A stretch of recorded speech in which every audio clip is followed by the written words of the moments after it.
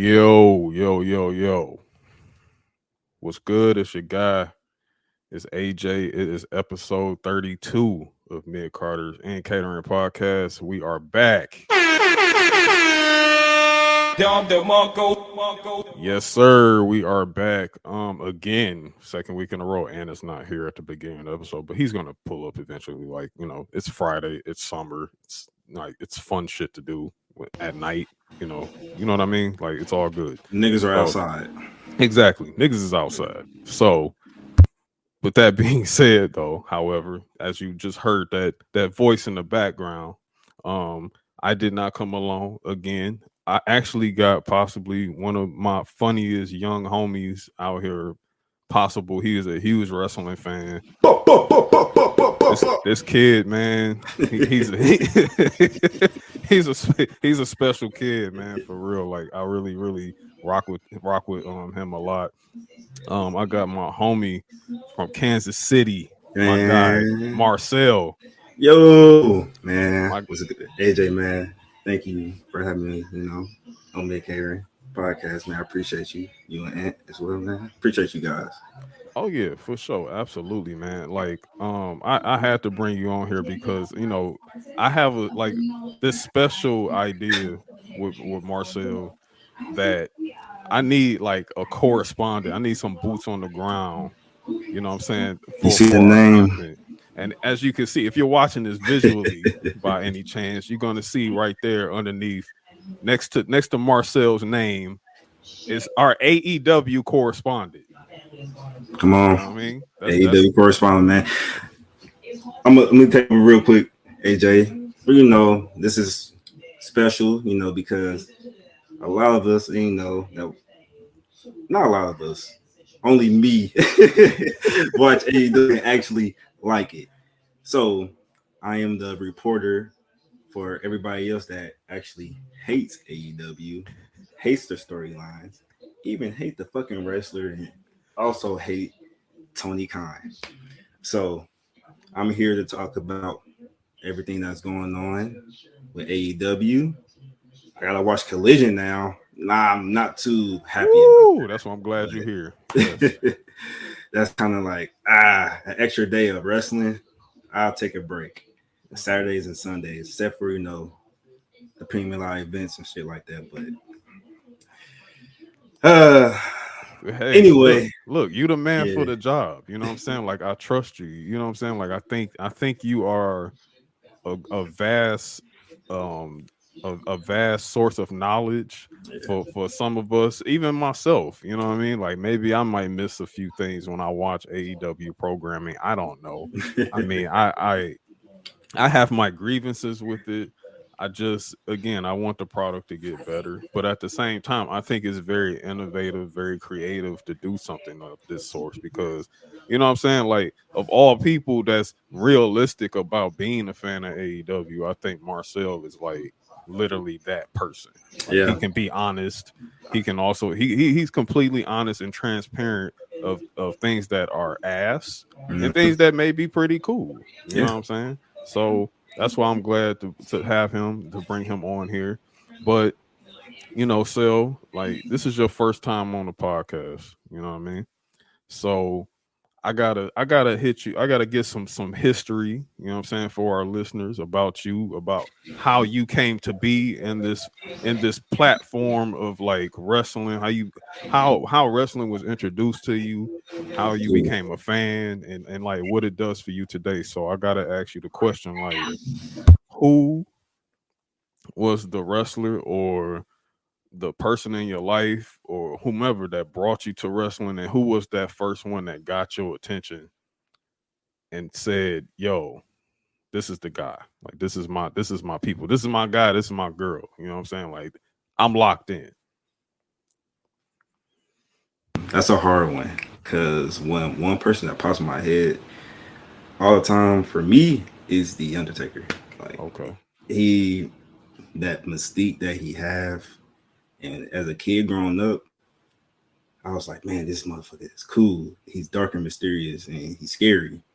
And one reason I say The Undertaker is my favorite, because this is the first time I ever watched wrestling.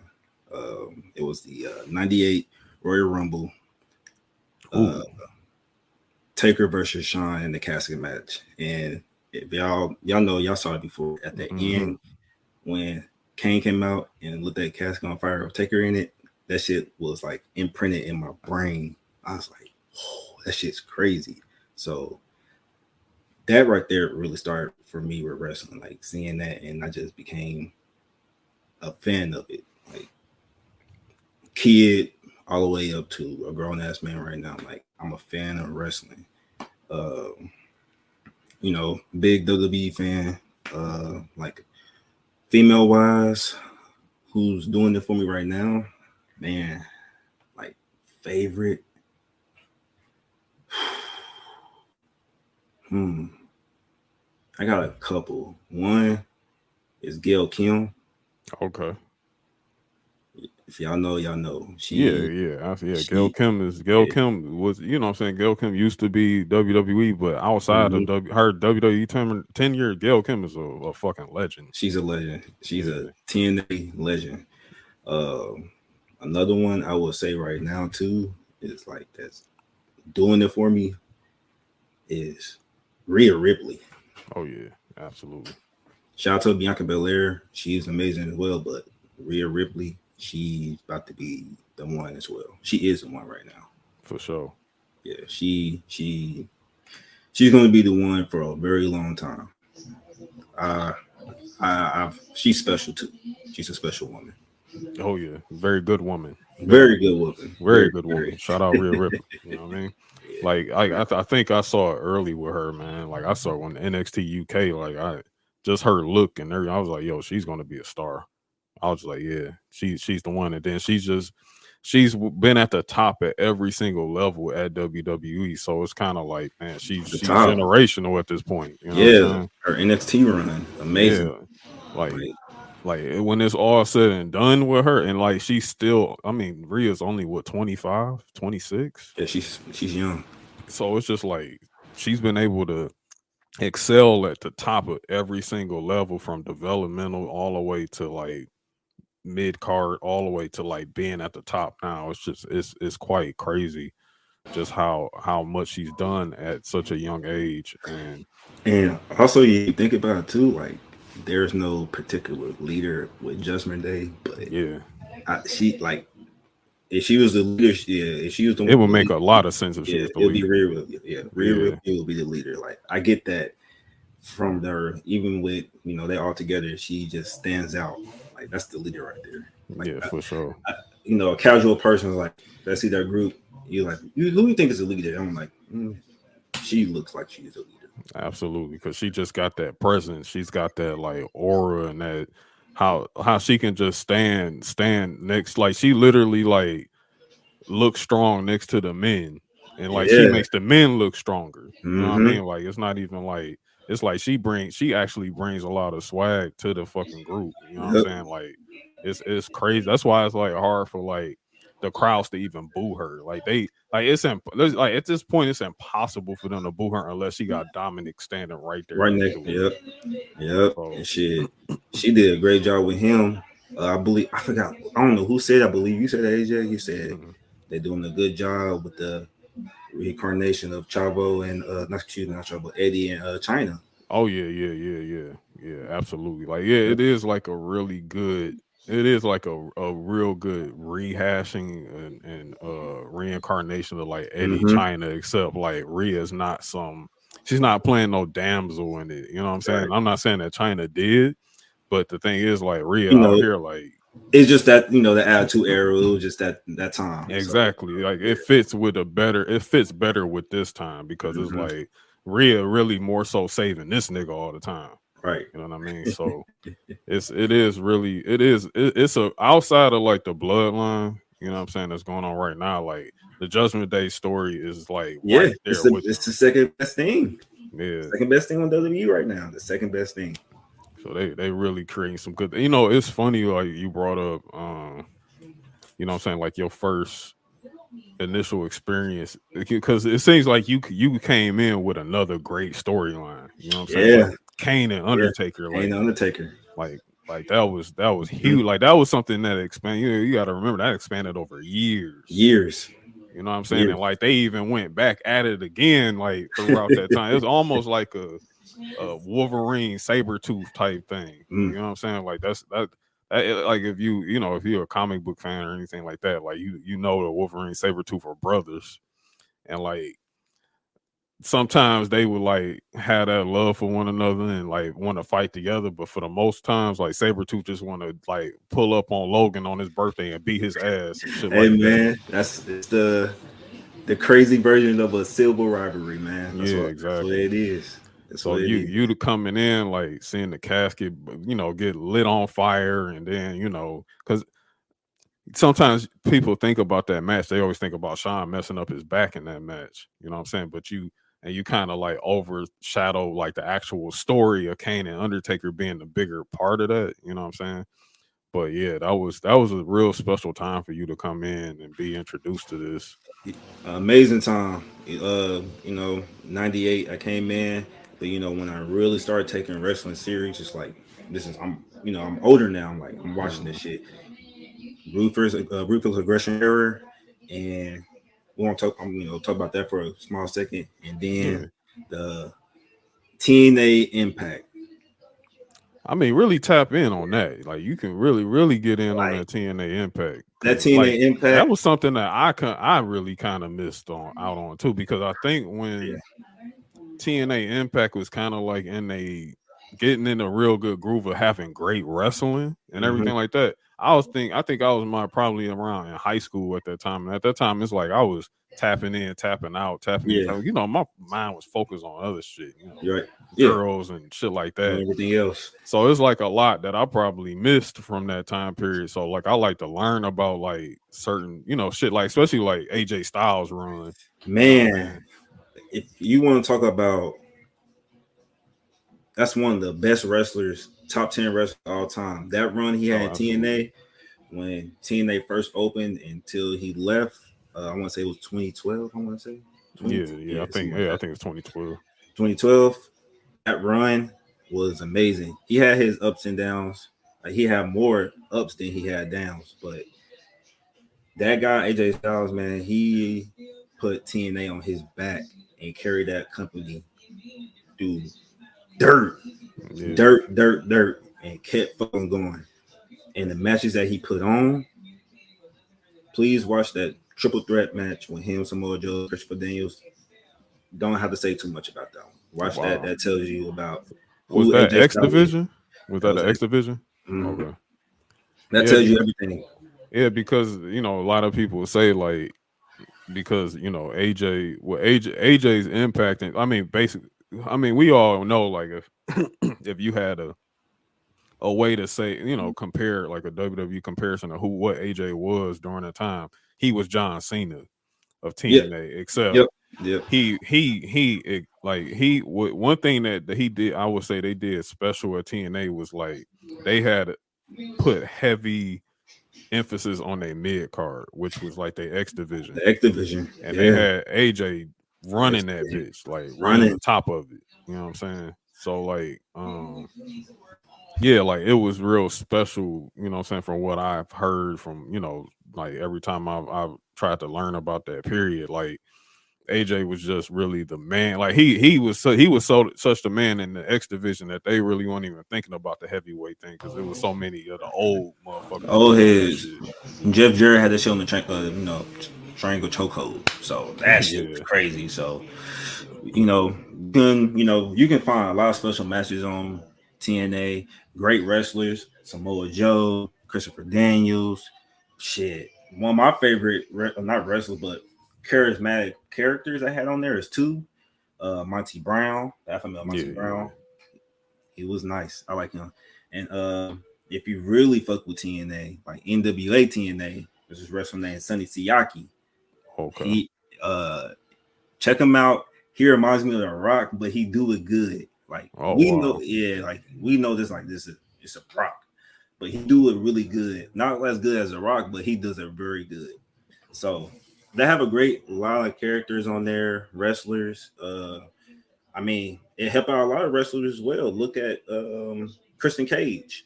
Yeah, yeah, he was able to really He was able to. Christian was able to like, because I saw what they was trying to do with Christian when, when he was by himself, like on ECW and shit. The reincarnation of ECW. Like they was trying to make him the top guy at ECW, and it just wasn't connecting with the WWE fans. So by him being able to leave and go over to TNA, he was instantly being able to put a rocket on his back and like Yep. be a top guy over there. You know what I'm saying? And he ended up rehabbing like the character that he was. You know what I'm Yep. saying? Or creating a new one. And then you look at Christian now, it's kind of like. Yeah, like people like me we're used to Edge and Christian and stuff like that, but like you look at him like in AEW for example right now, it's just like, oh, Christian, you kind of forget about Edge and Christian for a little bit. You know what I'm It'd be saying? like, Like it just oh, this is Christian. I yeah, remember this is him Christian. from his shit in TNA or when he, Yeah.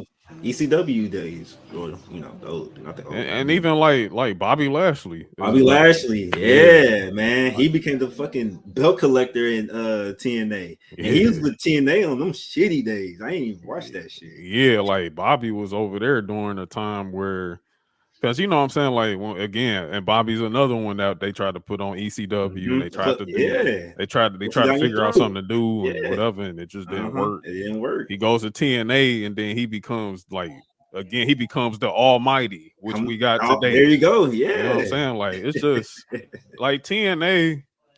That's what I'm saying. Like I don't have no slanders for TNA except for the WCW shit they allowed over there, like that bullshit, that right there was crazy. Hey like, man, that didn't really happen from NWA. Excuse me, I say NWA, NWA, TNA, because Vince Russo was in there. Yeah, and they was trying to hide the fact that Russo was there. Yeah, so it's like, but no, hey, AJ, no, that wasn't. This motherfucker was like the main person on that motherfucker. Just like on WCW, he was just doing the same shit in TNA.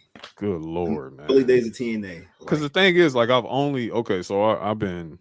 read or more so listened to, because I listen to audiobooks. Like sometimes I just can't sit down and just read a damn book. You know what I'm saying? Like I'm the same way. Yeah, I just like, bro. I'm a better listener than I am, like, yeah, in terms of listening. Mm-hmm. I've listened to the Death of WCW twice.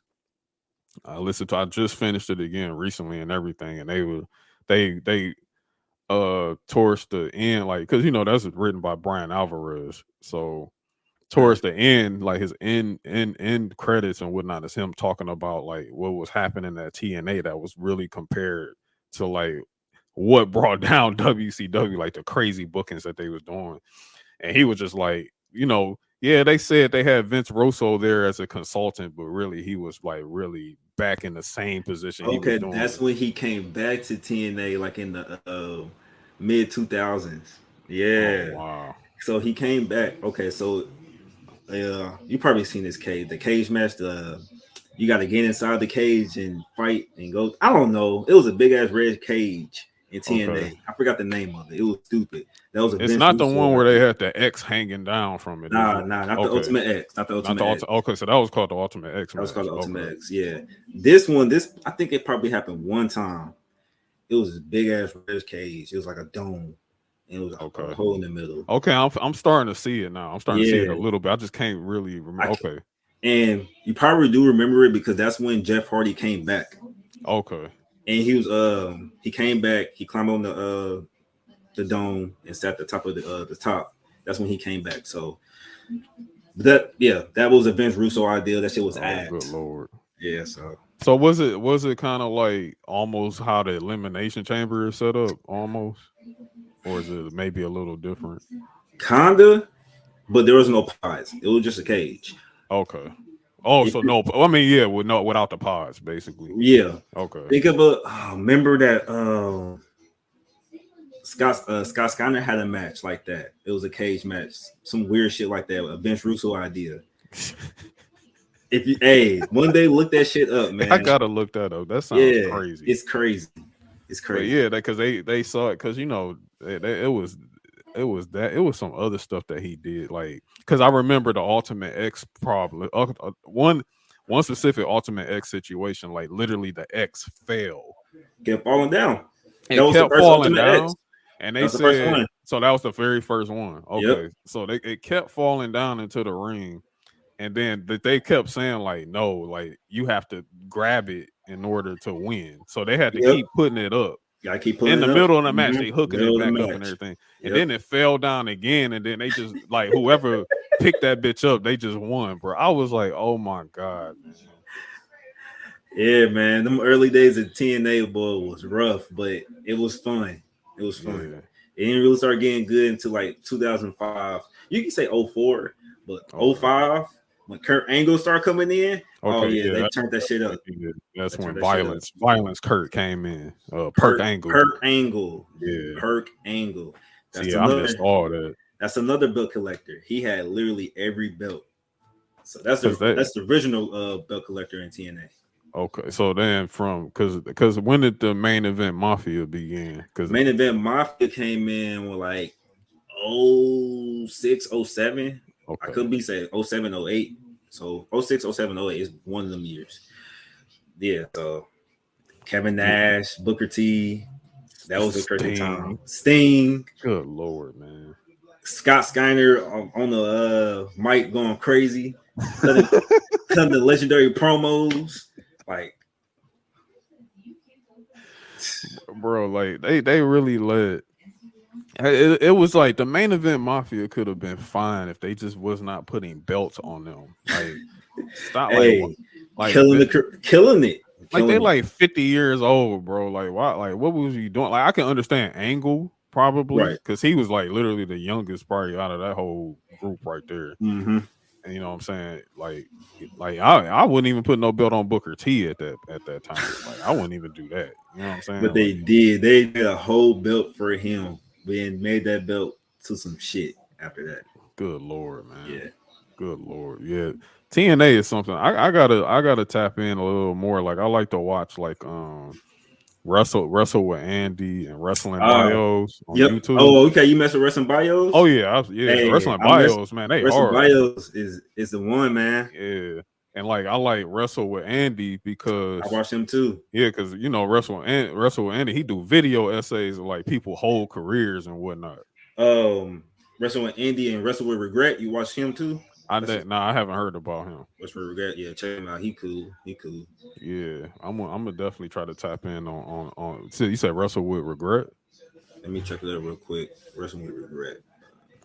Give me 1 second. My bad, y'all. No, you straight, bro. Like, yeah, because I haven't heard about that. Like, because Wrestle with Andy, I think I found him like last year. It had to been like late last year. I found Wrestle with Andy, and then Wrestling Bios, I was already kind of tapped in with them. Yeah, Wrestling with Regret. Yeah, he do a lot of TNA stuff, and then there's his other one. His name is Marky D 2345 something like that. Okay, I seen that name before. Hey, I seen that name. If you want to watch a lot of TNA stuff, he is the guy for TNA. That's the guy for TNA. Yeah, I'm gonna tap in. I'm gonna tap in with all of them, man. Because I like seeing that stuff, man. Because I like seeing like people's like where were they like when they wasn't like in WWE or when they took a break? Because you know what I'm saying. Like the only person I really like kept watching like their trajectory outside of leaving WWE was like Cody. You know what I'm saying? Like, oh yeah, I was watching him like, you know, because Cody went from WWE to going straight to like wrestling and fucking pool halls and YMCA's all over again, and then he goes to Impact. Then TNA. Then he goes to it was Impact at the time. It was Impact. Yeah, it was Impact, right? Yes. He go to Impact. Then he goes to New Japan. Then he goes to ROH, NWA. Then you know AEW happens, and then he right back at the WWE. So that's like, why would you not want to see a chronological telling of like how he did that? You know, that's I'm not the biggest fan of Cody Rhodes, but he is growing on me right now. He's definitely growing on me. Slow burn. He's growing on me. Hey, look, I be seeing your reactions to Cody now, bro. You there, bro? You there? He got you locked in. He got you. Man. You just like you see how funny he is, bro. Like, bro, that's the thing, man. y'all make him funny now. Like I'll be watching him, like this dude is hilarious, bro.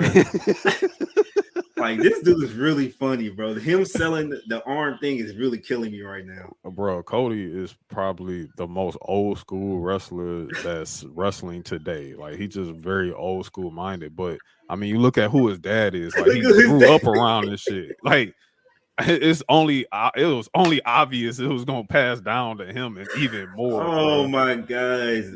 Hey, Cody Rhodes, territory wrestler, man. That's Bro, what for he real. is. That's exactly what he is, man. And it's special. It's special to witness this, bro. It's really cool. Like just wrestling. I haven't seen wrestling be so popular and like so welcoming to people like this in a very long time. You know what I'm saying? Man, Like this is crazy because women ask me like Roman Reigns. That's I'm like listen, man, they love Roman that Reigns. man. They love that man, dog. Yeah, I'm like, yeah, that's him. That's The Rock's cousin. I'm like, oh, Yeah. that's him. Like, yeah. Yeah, exactly. You just like, yeah, I lost. Like, yeah. I lost. Like it's just, yep, that's Roman. That's him. Roman. Yeah.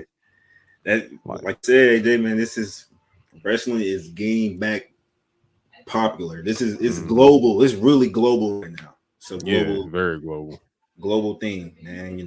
They in India, they London and Money in the Bank. So it's like, yeah, it's literally. I mean, I'm not even gonna say it like it's at its peak because it's been at its peak many times before. You know what I'm saying? Like I think it's just at a stride right now as an industry to where it is a staple in entertainment now. Yep. Like you can't it's in the you name. Can't deny it. You know what I'm saying? Exactly. Like it's like sports entertainment is entertainment. Like it's something that's probably like you can put this next to movies at this point. You know what I'm saying? Like it's something that's just constantly gonna keep going. And let's go back to it. When Vince made the statement, it's like this is like King of the Hill, Judge Judy. This is entertainment.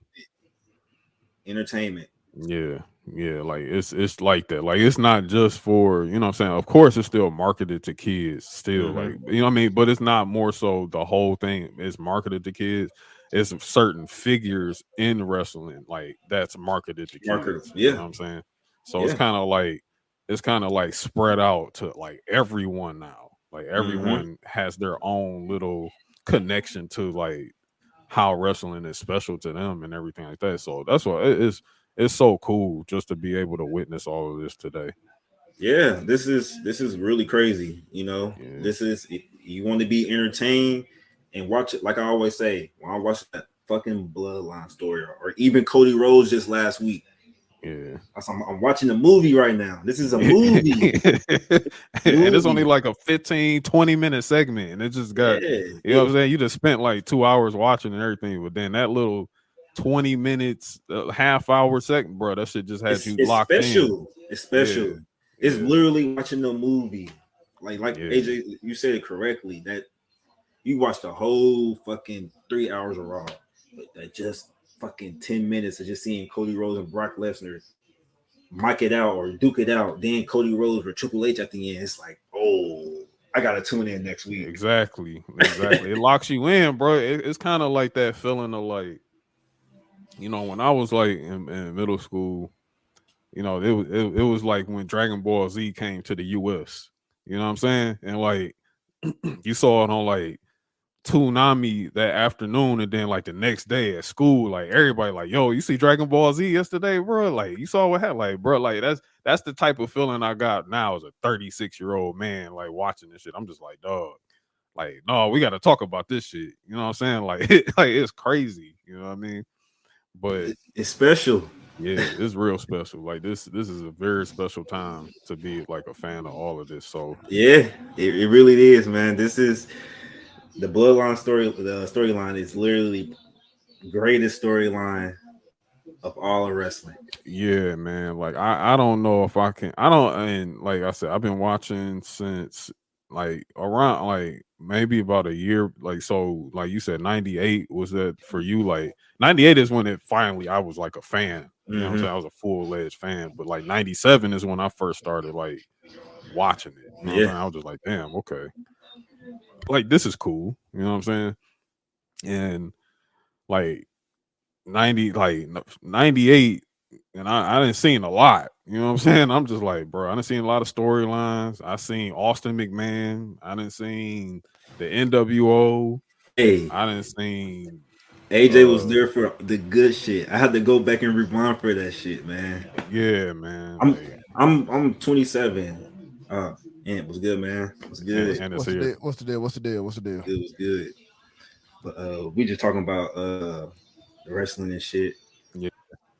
But like you said, you was 27. You 27. I'm 27. Like I came in during the ruthless aggression era, so I came in 04. Hey, 05. I ain't mean to cut you off, dog, but you spell correspondent wrong as fuck right now, man. I did. Oh no. It's a CPR sponsor. Hey man. Hey, shit, they get it. Hey, I'm this pen fucking right now too. My bad. You all good, man. I mean, shit, he looking fly. He got the tie on and shit, yeah, man. He got the tie on. He's ready. He's ready to give the news, bro. Like he ready. Yeah, I see. But yeah, I came in the ruthless aggression era, so that's when I really started taking, like I said, AJ earlier, taking that shit real serious. Mm-hmm. And, but you know, I seen like the end of the Attitude Era and shit like that. 01, 02, I came in the end of that. Yeah. But taking the wrestling real serious, that's when like ruthless aggression era. That's when I really was like, okay, this is my shit. Yeah. And like it's also cool for you because like how you was like how you were a kid during that time period, like you didn't just have like WWE, you also had an alternative with TNA. You know what I'm saying? Like so it was kind of like similar to me. You know what I'm saying? When I started watching, like I also had WCW. You know what I'm saying? So like you was able to tap into TNA just as much as you was watching WWE at the same time. Too. Yeah. So it was like it's kind of like a really cool advantage you also had like over me was being able, like you saw even better product than I initially was introduced to. Quick story, like how I came across TNA, it was just random. I was just scrolling through the TV and I seen TNA Impact on Spike TV. I'm like, what the fuck is this? Yeah. Like I seen Abyss. I'm like, what the fuck? This nigga supposed to be Kane? Kane and Mankind mixed into one like, nigga. Yeah, one nigga. Then I seen Jeff Hardy. This is right after Bound for Glory 05. I'm like, what the fuck is this? I'm like, I tuned into that shit. I'm like, this is kind of cool. And I was just like, start fucking with it. Yeah. It's a crazy time, man. Like one thing about TNA that I had noticed from back then was like how they did they backstage was like cinematic and shit with the cameras. Yeah, like I was like, yo, what am I watching? You know what I'm saying? Like I'm like, this like got the soap opera camera and shit like that. That shit is weird, bro. And then like fast forward years later, that's what they were doing in Lucha Underground. You know what I'm saying? They did the same thing there. The cinematic shit. Yeah. I was just like, yo, this shit weird, but it was like mad funny, like especially like with Scott Steiner and Bubba Ray W. Bubba Ray, yeah, like dog, well, Bully Ray. With your fat ass. Yeah. Like that was the craziest shit was Bully Ray and Scott Steiner with the tag team.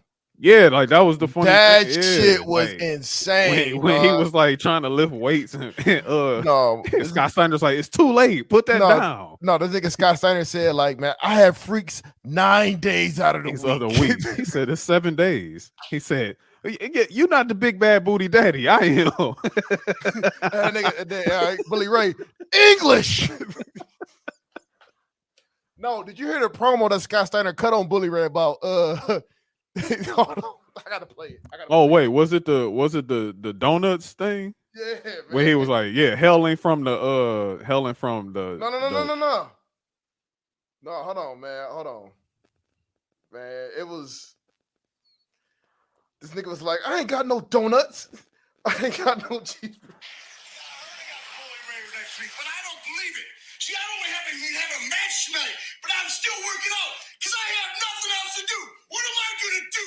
That's what I remember that because he was bench pressing. I can't play the guitar. He wasn't bench pressing. All I do is beat people up. I question myself, what is Bully Ray's motivation? You know, I know he loves sugar. But I check my pocket. I don't have no donuts. I don't have no cheeseburger. I know you love sugar, but I ain't got none. Bully Ray, you got 1 week to come up with an imaginary set of balls to get in the ring with me. Because next week, I'm going to beat your ass. Because that's what I do. Yo, Scott Steiner is insane, bro. Hey, Michigan's finest, dog. Michigan's finest, nigga. Scott Steiner is an insane individual, bro. Legendary man right there. Very legendary. Very legendary. That nigga really checked his pocket for a cheeseburger, dog. That shit is insane. That nigga really looked at his pocket like I ain't got no cheeseburger. Yeah, like because that's what we before you came on, we was talking about like a lot about TNA because like I missed a lot of like TNA. Like I just wasn't really fully tapped in. So like, you know, Cell just kind of got me more into like, yeah, I gotta go look some shit up, like for real, some other shit that I Hey, look, another thing you missed over that was fucking incredible was Jokerstein, dog. Jokerstein had an incredible run. Jokerstein. Yeah, that was an incredible run, dog. But he was 50. He was 50 years old. Hey, but he made that shit work. He made it work. He came back to life. Man, that one promo he cut on Hogan, dog, when he was feeding them vitamins and shit. Yeah, I remember that. Yeah, that nigga Hogan was like, "Ready, yellow killer fella. Hey, Hulk, you broke my damn ribs." He whooped Hogan's ass, dog. He put the paint all over Hogan's face and shit. Yeah, all that shit, man. Like then he had the red suit on with the Jordans and shit. Oh wow! With the infrared sixes, he like, this is Versace. Ta for now. Wow. Yeah, I missed a lot. I definitely missed a lot over there, man. That was pretty wild. Yeah, one more thing too. The women's division in Impact that changed. That you know, WWE saw that. It's like, hey. I'm gonna tell you the match that changed all that shit was Gail Kim versus Awesome Kong in that street fight match. That changed all that shit. That changed it. That's what made WWE say, yeah, this Divas shit gotta go, that killed the Divas era. That killed the Divas era. They couldn't do shit about it. They was going. Them two was going, yay. Man, that was crazy. like one of the greatest women's. I ain't gonna say women's feud. That was one of the greatest feuds in TNA. Mm-hmm. Yeah, because he said that like when Cell opened up, you know, of course I had him asked him the question and everything. He said, you know, when we got to like what women wrestlers like outside of WWE, he brought Gail Kim. And I was like, yeah, Gail Kim, yeah, she was her for real. Yeah. Outside of the E. Yep. You know what I'm saying? But I think yeah, you know, it was all good, really great conversation to open up and everything. So I think now I guess we could tap into a few newsworthy items. You know what I mean? You know, about to walk through a few things. I mean, again, another slow-ish week. You know what I'm saying? So ain't got I don't know. Did you hear about Braun Strowman? Yeah, we're gonna talk about that. Okay. So let me hit the thing. I'm afraid I've got some bad news. So yeah, Braun Strowman. Like I didn't know this. You know what I'm saying? Like I didn't know that he underwent neck fusion surgery. I didn't know that. I just heard he was injured. He's gonna be out for a while.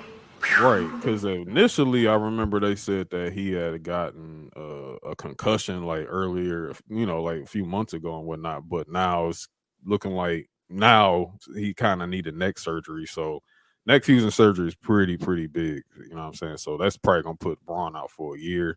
Kind of sucks. It's going to short his career too. Actually, it's going to definitely shorten his career a little bit there. You know what I'm saying? And it sucks because him and Ricochet really had a really good thing going. Because I was wondering like why he was missing so much from Ricochet. Like, yep. You know what I'm saying? But like they kind of had a really good thing going. But hopefully, and it officially came out like just a few hours ago. But I'm hoping that, you know, speedy recovery for Braun. And you know, he comes back, you know what I'm saying, take as much time as you need, you know what I'm saying, because the neck is serious. You know what I'm saying? So very. yeah, that was something that dropped today. Also an arena news in terms of events regarding AEW and WWE. Now listen, this is something that regularly happens in any business that deals with arenas. Before y'all start tripping, talking about WWE's trying to WWE trying to shit on AEW and everything like that. It's like, no, bro, that's not what like the UFC does this with like literally with the boxing league. Like, come on, bro, like relax. So basically, like WWE put in clauses with some of their arena deals that AEW can't run a certain number of weeks before or after a WWE show.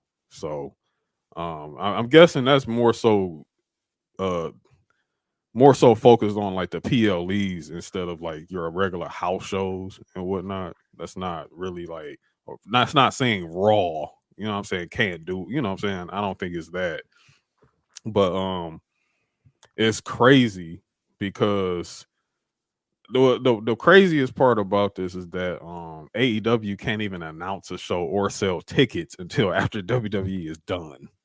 So that's crazy. It's That crazy, part man. is crazy. Hey, bigger corporation, bro. Yeah, that is pretty much the corporation versus the little man. You know what I mean? Like that's kind of what that is. So look, AEW already struggling selling in small venues. So I think, you know, They they could they capitalize on the small shit even more now if they just get better. shit. The niggas could have pulled up to the Dearborn activity center out there, man, and book a show there. You know what I'm saying? They could have did that, or they could have did, Hammerstein Ballroom. They could have sold that bitch out, like, I don't know why they don't go to Hammerstein more like that. I mean, they spend so much time running back to Chicago all the goddamn I time. mean, shit. They brought Sabu bitch ass in there, so Oh, good lord, man. That shit surprised me. Hey, I saw listen, that. man. Hey, Sabu. Sabu, like who? This nigga's wrestling in a suit. Like that's crazy, but you know, In a suit. yeah, we gonna definitely talk about well, we have our AEW correspondent here to talk about Double or Nothing when we get there. You know what I'm saying? He's throwing up those thumbs up. He's getting ready. So yeah, that's going on. That's pretty crazy right there. But hey, I think that's really gonna be a little like you gonna throw some shade there. Like say WWE do a Madison Square Garden show, and like you know what I'm saying, they do the show and then they just like, oh hold on, oh y'all got a plan to come here? Oh wait, no, y'all gotta wait like 4 weeks. Gotta wait, nigga. Gotta wait, nigga. Chill. Say Like relax. stop. Like that's crazy. So yeah. That's going down. Before you Go ahead. Tap in. You know, AEW not selling arenas and shit like that. Like that T-Mobile Center, that was bad. That was really bad. Like Yeah, man, that was nasty. you know, WWE had their issues with selling out shit, but this one with T-Mobile Center with AEW, that was really bad. It was really like empty seats. So they gotta do something better, man. You know, we're gonna talk about it later. Yeah. Like Eve said last week, AEW and the W stands for welfare. Like y'all was tripping last week. Y'all was tripping with the 4-for-4 deal for pay-per-view, man. Like that's crazy. Like yo, I was like, yeah, that was crazy.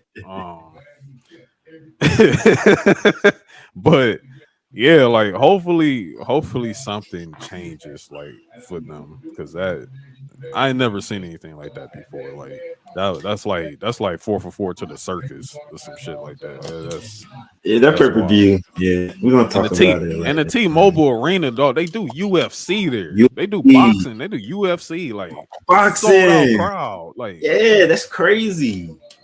Yeah, man. Don't let the ego there. They're gonna sell it. They have, you know, because remember Money in Bank last year, they had to move it to T-Mobile because they was gonna do it at Allegiant Stadium, but UFC ended up again boxing them out. Yeah, so they ended up going to T-Mobile Arena, still sold it out. So still sold it out. Yeah, man. Yeah. AEW got to get better, bro. Y'all got to get better with that. Yeah. Very. So I guess we can continue on with the AEW business. I'm really tired of talking about Ace Steel and his friend, but we just getting more and more confident. My nigga Cadillac Ty. Yeah, man. This guy is really like being the bona fide weed carrier for real. So Ace Steel and CM Punk, I mean, it's obvious. Like, I don't know why we have to why really too much has to be a report on this, but apparently Ace Steel and CM Punk are the head of creative for AEW Collision.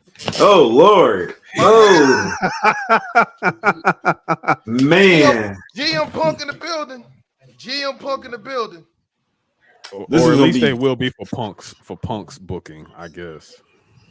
Ooh, this is going to be. This is going to be fun. Yep. Yo, Marcell is killing me right now. I mean, shit, man. You know what I'm saying? It's like CM Punk about to be undefeated. He gonna have a 1,000-day reign champion, dog. Like, you already know what it is. Hey, listen, man. They put that belt on CM Punk for 1,000 days, bro. He's headlining. He's headlining all in, dog. He's headlining all in. You know that's gonna happen. He couldn't headline WrestleMania. He's gonna headline the fuck out of all in. We're not doing this. Dog, that's crazy. You can headline all in, but bro, you get that man a long title reign with that, bro. I mean, shit. You just see. And you only gonna see it on Saturday? Yeah, you just see what happened, dog. You see what happened just now, man. CM Punk looking at that shit like, wait, he got that? No. I need $1,000. I need 1,000-day reign. Well, that's what you get for being a hater, bro. That's what you get for being a hater. Like, yo, the person you hated on, like, he's the man. Like, he's him. Industry wide, he's him. Like, that's crazy. You know what I'm saying? But hey, we gonna see, bro. We gonna see where this goes. I don't want to see that nigga wrestle at all. I don't either. I don't want to see CM Punk wrestle. I don't care, bro. The fucking Darby Allin match he had was ass. I mean, a lot of matches he had was ass. I mean, like, outside of what, that MJF shit he did, decent one. Like, none of them were really good, bro. Like, I don't like, again, like, CM Punk put capacity, like, wrestling wise. Like, say, like, if it was WWE, I only want to see you when I see Goldberg. Like, that's the only time I want to see this motherfucking wrestle, dog. Like, I don't want to see him. I don't want it, like, week to week. Like, bro, you're like 45. Like, why? Like, stop. Like, you're not. Okay, first of all, happy birthday to AJ Styles. You're not AJ Styles 45. Nah. You're CM Punk 45. Motherfucker, you ain't wrestled with 8 years? Yeah, man. Ain't nobody like AJ hasn't stopped since. Like, he hasn't stopped. Like, there's no breaks with him. Like, no ring rust, no none. What if there is ring rust, we don't see it. That's how good he is. That's just how good he is. His name was it the name? It says for itself, man. Exactly. So yeah, like that's insane, bro. Like I don't know, man. I don't know what we're doing. So also we say that to say that officially CM Punk's return to AEW is June 17th for AEW Collision taking place in Chicago. Whoop-de-doo. Ooh, yeah. And yeah, again.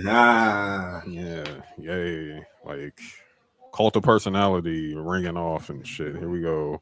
Ooh, I'm happy. You know what? Fuck CM Punk. I don't give a fuck. I really don't care about him. Yeah, man. Like, we're just done, man. I'm totally over it. And that's the end of that. So, I guess, you know what I'm saying, new stuff. I don't really think there was really much else going on this past week, but I will say that I'll acknowledge like a not so a milestone, but something that took place today. 9 years ago, you know what I'm saying? Like, as you know, at the listeners recording, like, Roman Reigns has surpassed his 1,000 days as undisputed Universal Champion. The same day, 9 years ago, is when Seth Rollins turned on the Shield. Wow. So, yeah, very significant day. Crazy. Yeah, very crazy. So we see like we know where we were at that time and how we were watching the program back then. If you would have told me this is where it would have been today, man, I would have called you a madman. Hey, you're a fucking liar. Like him, like he's gonna be the top of the top. He's gonna be the needle mover. Oh, hey, so be it. Roman Reigns, the big dog. The big dog is the needle mover. That's crazy. So very, very good stuff there. So that's that. So I think now, man, we can tap into these cards, man. We can tap into like what happened at Night of Champions and Battleground and Double or Nothing. You know what I mean? So yeah, we get in that because we got to get to Smackdown, man. We got to get to like the celebration. You know what I'm saying? Yes. We got a new belt. Yeah. We got a new belt out in the streets. So yeah, we got to tap in. So all right, let's get into this week in wrestling. This week in wrestling. I am the BEST New Day! Because the Street Profits are up and we want the smoke. Wrestling has more than one royal family. Acknowledge me! Round one. Dom DeMarco. So I guess we're gonna open up with Night of Champions, man. Night of Champions. First of all, how do we feel about Night of Champions, man? I fucked with it, man. My favorite match was Cody and Brock. Okay. Yeah, I'll probably say that was my favorite match too. Okay. Yeah, Night Champion was cool. I enjoyed it. I fucked with it. They like I said, they on the street right now. Yeah. They're on the big street right now with these PLEs. Yep. Yeah, we've had no bad PLEs in probably since 2021. WrestleMania. Yeah. Yeah, like we've had no bad ones. These been good. Backlash. That's my favorite one this year. By Backlash far. is probably still my favorite one. My favorite so one far this year. Yeah, that was an amazing one. Yeah. I still want to ride on that too. Like I think that crowd was off the chain. I mean, let's like not counting WrestleMania. Like I honestly don't even really want to count WrestleMania like right now because it's WrestleMania. You know what I'm saying? You know what's crazy about Backlash? What? They were so packed they didn't even have a Titantron. Yeah. Like that was damn. That shit was special.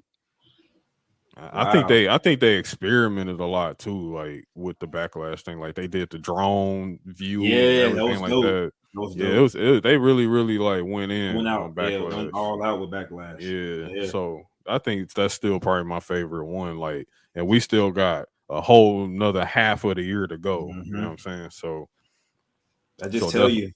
Definitely shouts out to them for that. Triple H, the GOAT. Yeah, man. Hey, Hunter. Whatever recipes, don't ever change. Don't change the recipe. Don't add no extra ingredients. Don't take nothing out. Just keep the same recipe. Keep the same amount of salt and pepper. All that shit, man. You know what I'm saying? Like you doing it right now. Yeah. So keep it going. So, all right, let's tap into more into Night of Champions. So one match that kind of stood out that I mean, what really was a lot more. It gave me a lot more than I expected, and that was Trish Stratus versus Becky Lynch. I came at the end of that. I didn't get to see all of it. That was actually a really good match. Like Trish Stratus actually worked. Like she actually worked during this match. You know what I'm saying? Like she actually brought out some moves and her and Becky like really had really great chemistry. And then we got hit with a really good swerve here. You know what I'm saying? Like it was Zoe Stark joining the fray, which I was very happy to see because you know initially what we always think like someone like Zoe Stark who they got promising or whatnot, what do they usually do? They attach them to Natalya. So I'm glad that it was Trish. You know what I'm saying? Like because I think it makes a whole hell of a lot better, you know what I'm saying, on the surface with her and Trish being together opposed to her and anyone else. Like, because it's not a tag team situation. It's literally an enforcer. Exactly. Yep.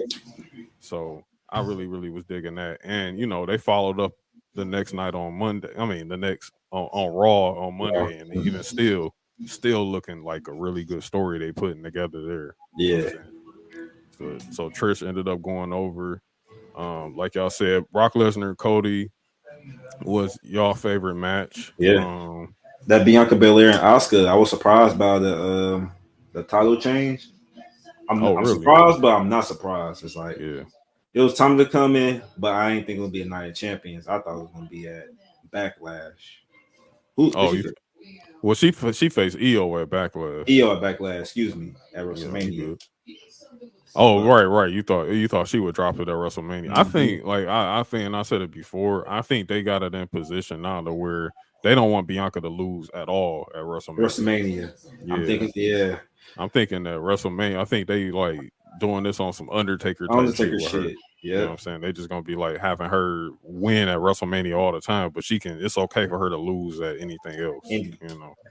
Okay.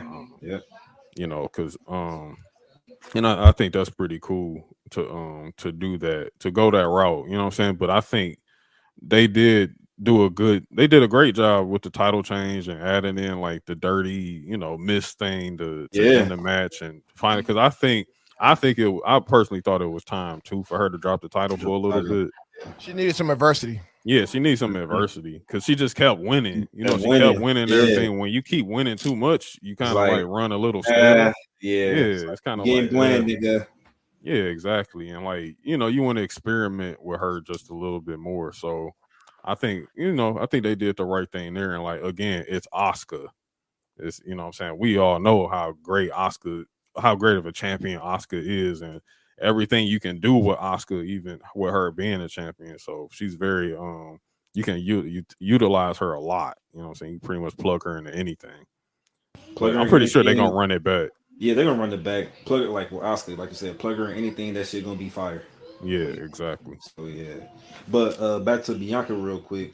Do you feel like she might go on a mini lose streak and possibly, like, Montez Ford is also losing as well in Street Profits?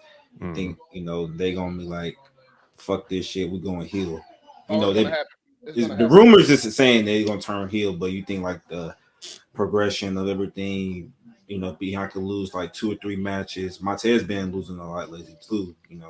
How you think the story gonna go? I'm gonna tell you what's gonna happen. Bianca gonna fight Asuka at SummerSlam. I'm gonna win that match. Get her title back. Whoever wins Money in the Bank gonna cash in on her. Yeah. And we'll take the title, and then that's when the next couple of weeks the heel turn is gonna happen. Got you. Okay. Yeah, okay. That sounds like something. That sounds like yeah. And I think that it's okay because a lot of people do have that whole, well, you can't turn her heel because it's gonna hurt, her thing with the kids and with the look, they already fucked up with John Cena, man, when they never turned him heel. They might exactly. Well turn her heel. They can do that. And the thing is, again, every time someone says that, all I do is reference Bayley. Because I'm like, bro, Bayley she's still over. Yes, she was someone who she was like the kids were just I'm a hugger, all that hugging shit and everything like that. Like I'm gonna give you 2 more. Johnny Gargano. Yeah, Johnny was and Ali, Mustafa Ali. Yeah. Because I never thought. Yeah, Johnny's the biggest example to me. Yeah, Johnny was a great heel. Like even though it was NXT and everything like that, but like Johnny made it work really well. Yeah, that's when I was watching a lot of the. I ain't watched the NXT show, still don't to this day. But I always tapped in with the takeovers. Right. Like Johnny, this shit's fire. Yeah, but Johnny wrestling when he was a heel, that shit was fire. Yeah. Yeah, the way Johnny and then what he had with the way and everything like that, he had early Austin Theory, you know what I'm saying, and he got in NXT with the way, he got the way over like a lot. Like I mean, like you gotta remember before Johnny left NXT, like they really had the biggest story on NXT at that time. You know what I'm saying? So again, like I think Johnny Gargano is somebody else that's like that, but like Bayley's been heel since 2019. I want to say like she hasn't been a babyface since. Damn, it been that long? 2018, 2019. Yeah, because I remember that Survivor Series when she was champion. They had that triple threat. She was a heel. You know, it was her, Shayna Baszler, and was it Becky? Oh no, was it Charlotte? Charlotte. Yeah, it was Charlotte. Like they had that triple threat, and she was a heel in that. You know what I'm saying? So, like, damn, it's been a while. It's been a while, and Bailey's still over, even though she's a heel. So I'm just saying, like, it can happen with Bianca too, and I think Bianca would be a great heel. You know what I'm saying? And if you put NXT, exactly. yeah. Come on, man. Like, it's just gonna make her look even better. You know what I'm saying? So it just, we'll see. Yeah, it just, most people don't. I'm not gonna say most people. A lot of people don't watch NXT. Mm-hmm. They just watch the main rosters, Raw and SmackDown, so they don't really get to see, how Bianca Belair was a heel when she was first on NXT. I'm gonna tell you, I know because I watch the takeovers and shit. Yeah. I'm gonna tell you who's a good heel right now, though. Brian Breaker. Oh yeah, Brian Breaker's a great heel. Man, dog, his entrance at yeah, that entrance was hard. That was a fire ass entrance, dog. Yeah, like with the wolf mask over his face and shit. With the mask kept falling off. Yeah, kept falling off his face. Yeah. He had to tighten up the straps a little bit on that. You know that bitch was hard. That bitch was hard. It was nice though. It was really cool. I need him to just beat his unstoppable heel, man. I mean, I know they had to get Carmelo Hayes to win, all this other shit, but I need him to stick with the unstoppable heel phase right now. They was trying, and we'll talk about that. We'll talk about that when we talk about Battleground. But yeah. I think so too. Going back to Bianca, I think it's a lot there for her to turn heel. So I'll go. Let's move forward. Oh well, Rhea Ripley and Natalya squash. Thank you. Thank you. I appreciate. Thank you so much, Hunter. Thank you. But I don't know if they done there just as of yet. Still, they still Natalya still has something to say on Monday about Rhea and stuff like that. So I don't really know where we go from there. But hey, Rhea's still top dog. So you know what I mean. Big top dog. The show actually opened up with the World Heavyweight Championship match, and as I expected, as I predicted, you know what I'm saying? Like, I think the writing was on the wall. I think a lot of people wanted to a lot of people knew. They wanted to book it in a way to where it was just like, well, trying to find every excuse to not have it be the most obvious. But I mean, Seth was getting the belt, bro. You know what I'm saying? He's getting the belt. Everybody knew that, man. Everybody knew that, man. Come on, man. Look at the promos, man. The promos. the fact that Seth is doing a movie, like, that belt is going to be on the red carpet. You know what I'm saying? At some point, if he's champion at the time, I do think it's going to change hands a few times. Right. Because you have to do that to legitimize it a lot more. Mm-hmm. But that belt, come on, man. If he going to be in a Marvel movie, they're going to want to say, hey, World Heavyweight Champion Seth Rollins is in this movie. You know what I'm saying? There. Like, look at the belt. Yeah, look at the belt. Look at that. Like, come on, man. You want that in the spotlight. So, yeah. But it was a great match. Wonderful match between him and AJ. It was, I think it went like 20 minutes. Yeah, it went about 20 minutes. It was real slow paced. But at the start, but then they picked it up and it went crazy. So I wouldn't have been mad if AJ turned heel because Seth been getting the best of him in everything, even in Madden too. When they be playing they Madden tournament, Seth been whooping his ass, dog. So the reason why I didn't think AJ would have turned heel is because, again, I think AJ, they gonna position him to have a little minute with Roman. You know what I'm saying? Like, I think, that's what you got to utilize AJ for, because, again, like, you only have Roman versus AJ once. Yeah, and I hope they do, because AJ is paying his dues right now with who he feuding with right now. Yeah, you know what I'm talking about, right? Well, what you mean? Oh, you don't know who the OC and the OC feuding with right now? Oh, unfortunately, yeah, but that happened quick. That trust me, SmackDown took care of that. Took the garbage out. They took the garbage out. Who was they feuding with? Hit No. Oh, Yeah. They took the trash out on SmackDown, and we'll talk about that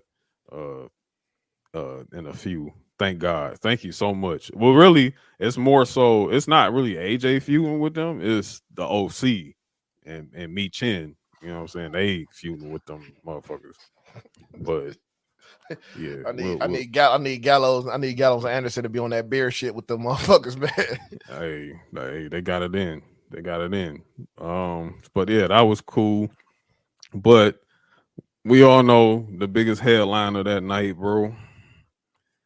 It was the tag team championship match, aka Cinema, aka Godfather 2. it's a movie. It's a movie. It's a movie, man. Like this stuff. It was a movie, bro. Like it gave us a lot of those things, you know, those obvious spots and everything of that nature. Like Roman was really in his acting bag. But probably the most special moment of this whole thing was, which I'm really happy for Sammy for. I thought it was so fucking cool, bro. Like Sammy came out with his traditional, you know, wares and everything. The crowd was just going off the chain for him and everything. Like crazy. It was a really emotional moment for him. And I really kind of lost it when he grabbed the mic and started speaking in Arabic. Yo. That went crazy. Yo. The video, Becky Lynch crying when she saw them going out. Yeah, Becky cried for him, and like my man Sammy was out there doing the Arabic, introducing his people, and then you could kind of see Roman smiling because he was just really happy for Sammy. Like he just like, I love this shit for him. You know what I'm saying? Like it was really, really great to see that. But the match overall, man, it had this. It took you up. It took you to scary points. Like whoa, you know. The Usos run in, you just like, oh shit. You know what I'm saying? Like, here we go. We used to this. You know what I'm saying? I was for a minute, I was like, yo, are they really about to put these tag belts on him and Solo for real? Like, they really gonna do this? But you got to that part where Sammy was taking the super kicks and Solo was behind him and he ducked, and it was like, oh, he's like, shit. I was on the Discord watching that shit. I'm like, oh damn. I was like, oh, we here. I said, we here. Like he took the double super kick, and I think the best part about that was the fact that Roman didn't see anything else until they saw both of them super kick Solo, and he was like, I think they caught that perfectly because that made Roman go like, oh, these motherfuckers are putting up a mutiny. When that nigga when Jimmy said to Jay, I'm your brother, and kicked the shit out of him, I'm like, oh yeah, man. Like when Jimmy laid that first super kick on Roman, I was like, I lost it, bro. I was like, yo, because you know we were all doing our watch together, you know what I'm saying, in the Discord. Mm-hmm. And yeah, man, when they did like Jimmy, look, I know Jay has been our best supporting actor for the most part. Like we didn't gave him an Oscar, but look, Jimmy, it's his turn now. Different, bro. Yeah, Jimmy coming different right now. This is turn. Yeah. You know what I mean? So I swear, when it was like, I'm your brother. He said, I'm your brother, not him. He was like, matter. It's only us now. I'm gonna do something you should have did a long time ago. Yeah, man. super kicked the shit out of him. Do you hear Michael Cole? Oh my God. And Cole, of course, selling it. Corey Graves over there, like, oh my gosh, like, is this the end? Like, I mean, like, again, we are watching Dragon Ball Z in middle school with this shit right now, bro. Like, this is what we getting. You know what I mean? Like, I'm gonna tell you what it'd be, Dragon Ball Z. You see Jacob Fatu show up, nigga. That's Dragon Ball Z right there. I mean, that right there is crazy. No, that's different right there, man. If we see it, will they are saying, well, not no one's saying it, but possibly, you know, Tammy, Tonga, and them are they're coming to the end. So be right back. All right, good. And they want to come over to the E, possibly. That's gonna be that. Nigga, who they gonna join up with? No, you know what? No. Time gonna drink with the Usos. Yeah, because yeah. Tama was talking shit to Roman some years ago. Yeah, they was. I remember on Twitter. Mhm. I remember that. Yeah, I do remember when. I see they Tama was talking. showing up like, nigga, what up? You know what I'm saying? Yeah, Tama show up, and I mean, who knows, man? Like, I don't. It's too many of them motherfuckers. Too many. Man, Too many shit. Samoans. Hey, break over Haku. Fuck it. Break over break over Ming, nigga. Yeah, man. It's Hey, too nigga, many, look, bro. They bring over Ming, dog. He's going to be the head of the table. Ming Now, is going to be the head of the Ming isn't Ming is Jacob's father, right? No, Ming is Tama's father.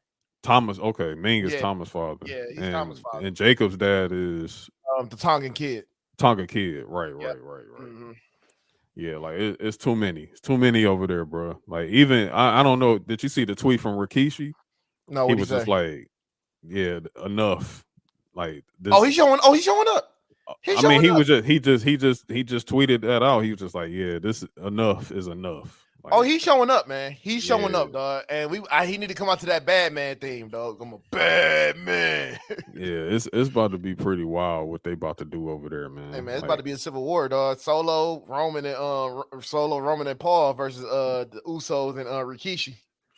Something's gonna come afoot. Like, He like, nigga, he gonna cuss so like, what the fuck is you doing, nigga? Yeah, man. Like, yeah, if Pops gotta pull up. If he gotta pull up, man. And then don't have, and look, this will be another thing. Don't have Roman like do a Superman punch on Rikishi. Oh, it's gonna be over with. It's gonna be don't get me started, man. It's gonna be over with, man. It's so much you can do with this shit right now. It's man. a lot you can do. It's so much you can do. I just really wish Jacob Fatu would show up. Jacob Fatu, that shit. Jacob's locked in, man. He locked in with MLW, bro. As he fucking should. Man. He locked in, man. Like he over there for a minute, man. As he should, dog. Jacob Fatu was Jacob Fatu was the motherfucker over there, dog. He running that shit, man. Yeah, and I like Jacob. I do like Jacob. I mean, they do got a Umaga son waiting in the wings and shit. Zilla Fatu. That's what I'm saying. It's too many, man. Like, we just keep pulling them out. Like, it's just too many, bro. Like, again, like, everybody got a son, everybody got a brother, everybody got a cousin. It's like in a minute, the women's division gonna be full too. You know what I'm saying? Like, I mean, and you already got like Dakota Kai in there, and like, who knows? We may Tamina may have a kid we don't even know about. Ava Rain, man. Ava Rain, NXT. Like, I mean, she's going to be down there for a minute. She's going to she got a lot to get. And look like, her and Ivy now really about to like finally have their match. Like, I think coming up on NXT next week. It's gonna be a minute, dog. It's gonna be a minute for her. She got a ways to go. She got a little ways to go. But it's gonna be really exciting things to come from her. But yeah, like, the tag match ends. Solo takes that pin, like, rightfully so. He had to take the pin. So that was that. That was the end of the Night of Champions. So we want to talk Battleground or we want to talk Double or Nothing first? You know what? Since our AEW correspondent is here, man, I think we're gonna talk about Double or Nothing. I think we're gonna do that, man. I'm good. Yeah, But we're gonna tap in, man. So Cell, Double or Nothing, man. Like, I was looking at it too at the time. You know, we was kind of switching back and forth. I think I had it up on one stream, and then the other stream, you know, our stream, we had Double or Nothing going back and forth. So like, I think I missed the Jericho Adam Cole match a little bit there. I think it was kind of ass, if I'm not mistaken. I ain't get to watch that shit. No cap.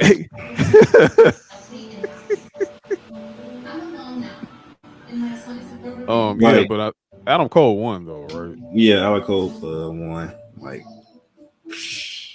next.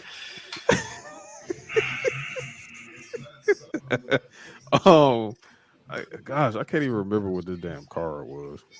I got it. FTR versus Team TNA. Oh, good lord. Good lord. Hey, man. I know this was probably very entertaining though. That was my favorite match of the card. That was my favorite. All right. Matter of fact, it was entertaining. Matter of fact, didn't Jay Lethal do a double handspring cutter? Yeah, something like that. Yeah. I think he did. Yeah, something like that. But yeah, it was entertaining. I mean, Jeff Jarrett. I mean, it's what you expect. I think for that match, like literally, Jeff Jarrett was like, "Yo, all y'all fuck off. I'm booking this. Like I'm booking it. I'm producing it. So kiss my ass." It was good. I had fun with it. He can do that. He can do that. It was fun. It's Jeff Jarrett. You're not telling Jeff Jarrett no, bro. You're not telling him. Hey. Like, if you want eyes on this, I got it. Hey, you tell him no, you say fuck you, I'm out. You do it every time. Yeah. I'll go get a bag somewhere else. Fuck y'all. Exactly. Shit. Motherfucker has 2 wrestling companies. 2 he of did. them. And he got them both purchased. He got them both bought. Like it wasn't like they went out of business. He was like, "Hey, you gonna buy this motherfucker or not?" That nigga's the ultimate hustler, man. Like Jeff Jarrett get them bags, baby. He get them bags, dog. Listen, like if there's one funny dude behind Cody Rhodes, it's definitely Jeff Jarrett. Dog. Yeah. I think Jeff Jarrett's hilarious, bro. Oh, Jeff Jarrett's for sure. Shout out to Jeff Jarrett, man. He's for sure a politician. Double J, bro. He is for sure a politician. Through and through, man. Hey, that motherfucker Jeff Jarrett something else, bro. You gonna come out there, you gonna come out there with the guitar, like, look, you gonna buy this company or not? Exactly. You gonna place that big ass guitar on the table and shit, like, yeah, we'll buy it. Yeah, he gonna be like, all right, that's a deal. And he said, the only way we make this a deal, I smash this guitar on your head. I gotta call you slap nuts.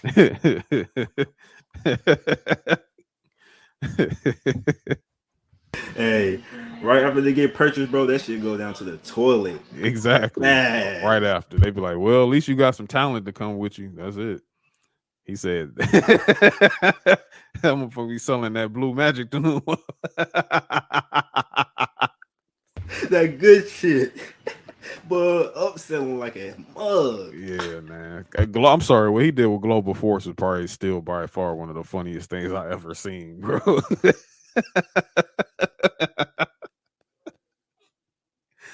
Oh my god, fucking bro. Impact, bro. Oh my god. Man.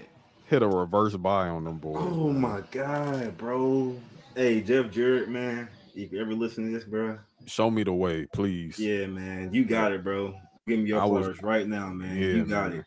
As a businessman and a wrestler, man, you got it, bro. You got it. Listen, Jeff, he's him. He's him for real. But so next match, was it the women's title match?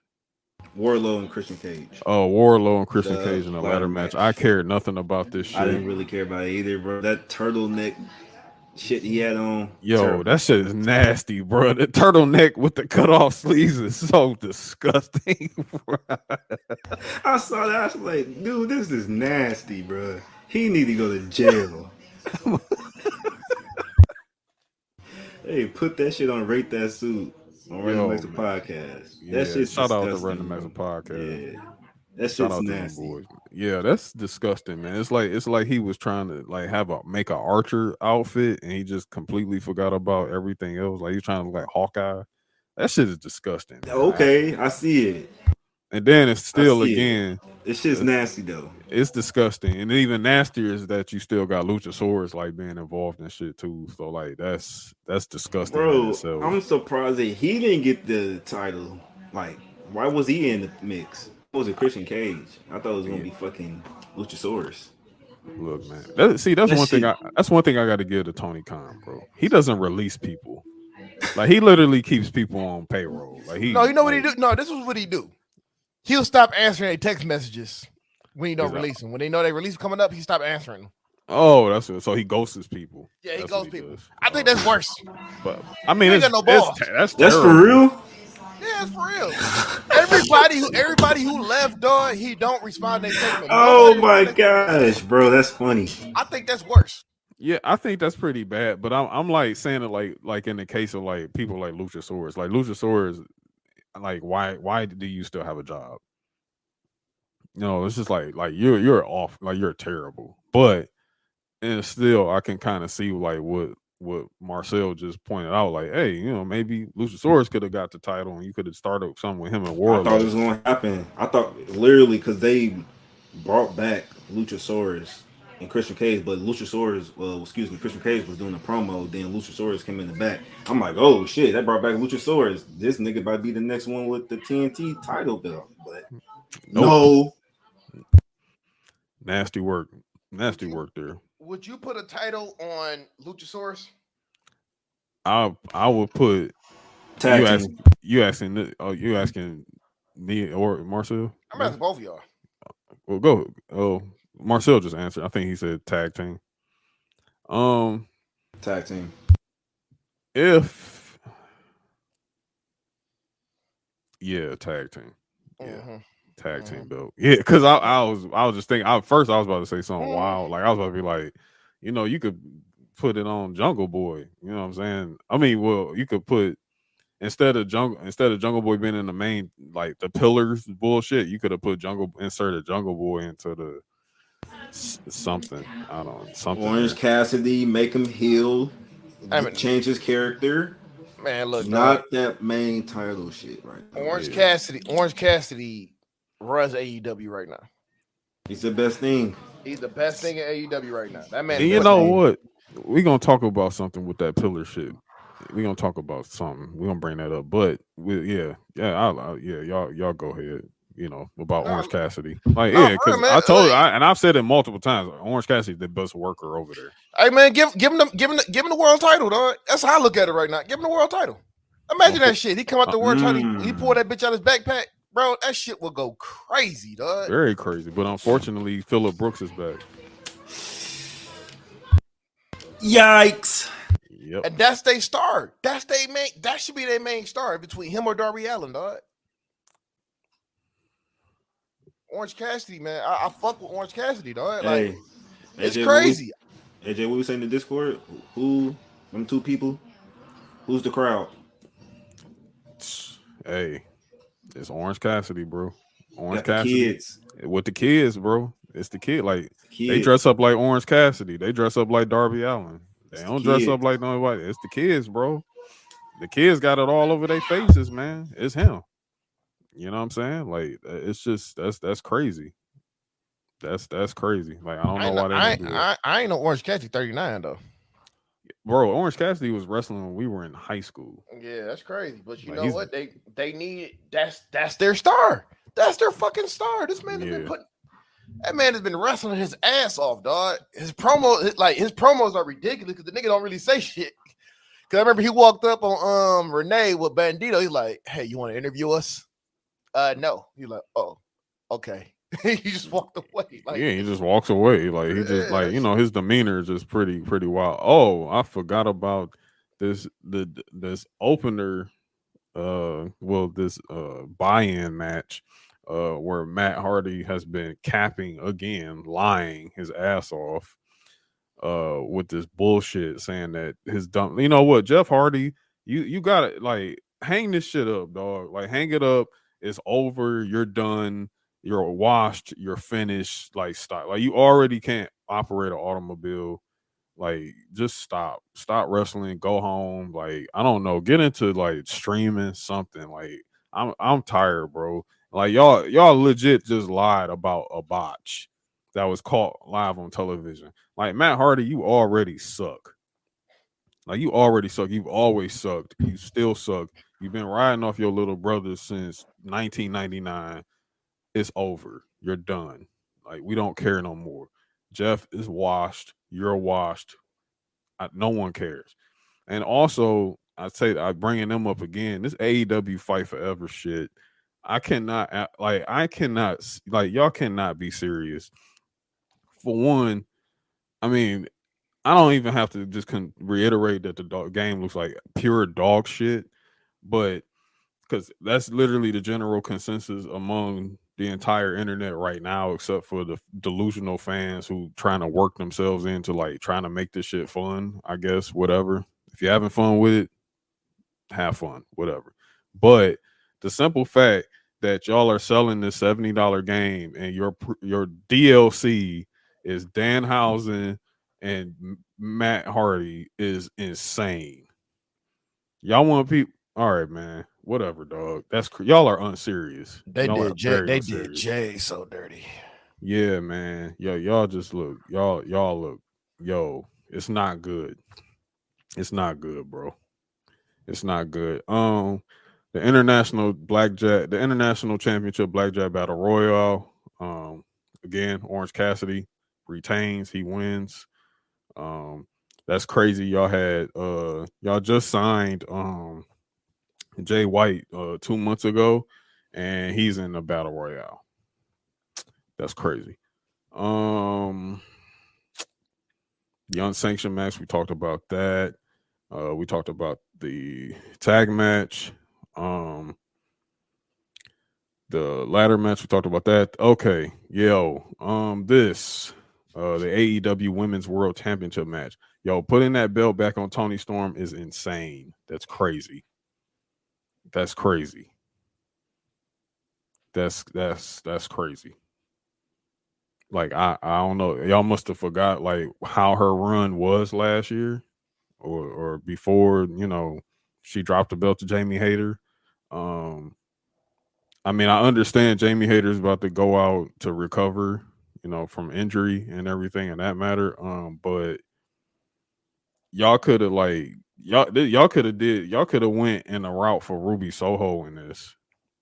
Y'all could have really did that, and like y'all said, no, we'll just do this with Toni Storm again. Like her, all right, yeah. Anyway, woof, that was terrible. It was awful. The World Trios match, House of Black, they beat.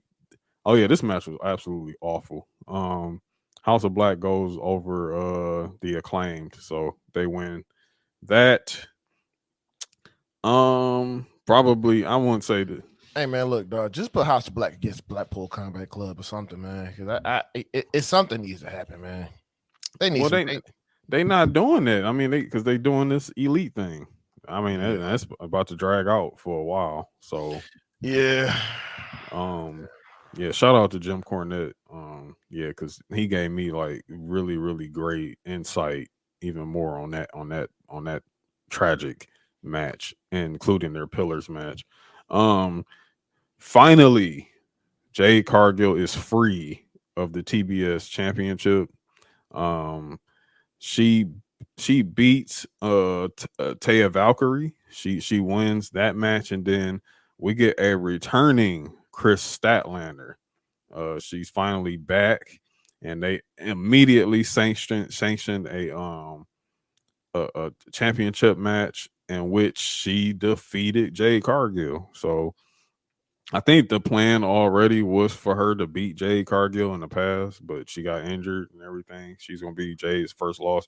I think Jade is 60-0. She went 60-0, so now she's 60-1. So the streak is over. She finally has that anchor off of her now. Now it's Chris Statlander's problem now. Hopefully this time, this is your chance to like elevate Jade to the more important title thing, also let her start working with people that's not like moonlighting at Starbucks, so that's something there. So but yeah, Chris Statlander is your new TBS champion. Shout out to Chris Statlander, but damn it, man, Jade Cargill. I'm gonna ask you though, Cell, like, do you because it was my opinion. Do you think that the TBS championship was an anchor on Jade? Yeah, but she had to do something with something else a long time ago, man. Mm-hmm. I think that's the only way she's gonna get better is if she stops working jobbers and not working a lot of shows. Yeah. I mean, she be on the pay-per-views, but if you're trying to present Jade as this big star, upcoming star, stop putting her ass on Rampage. Keep her on Dominate all the time. Yeah. If you want her to make her a big star, that's what you need to do. Make her this fucking Amazon that she is, and just a monster.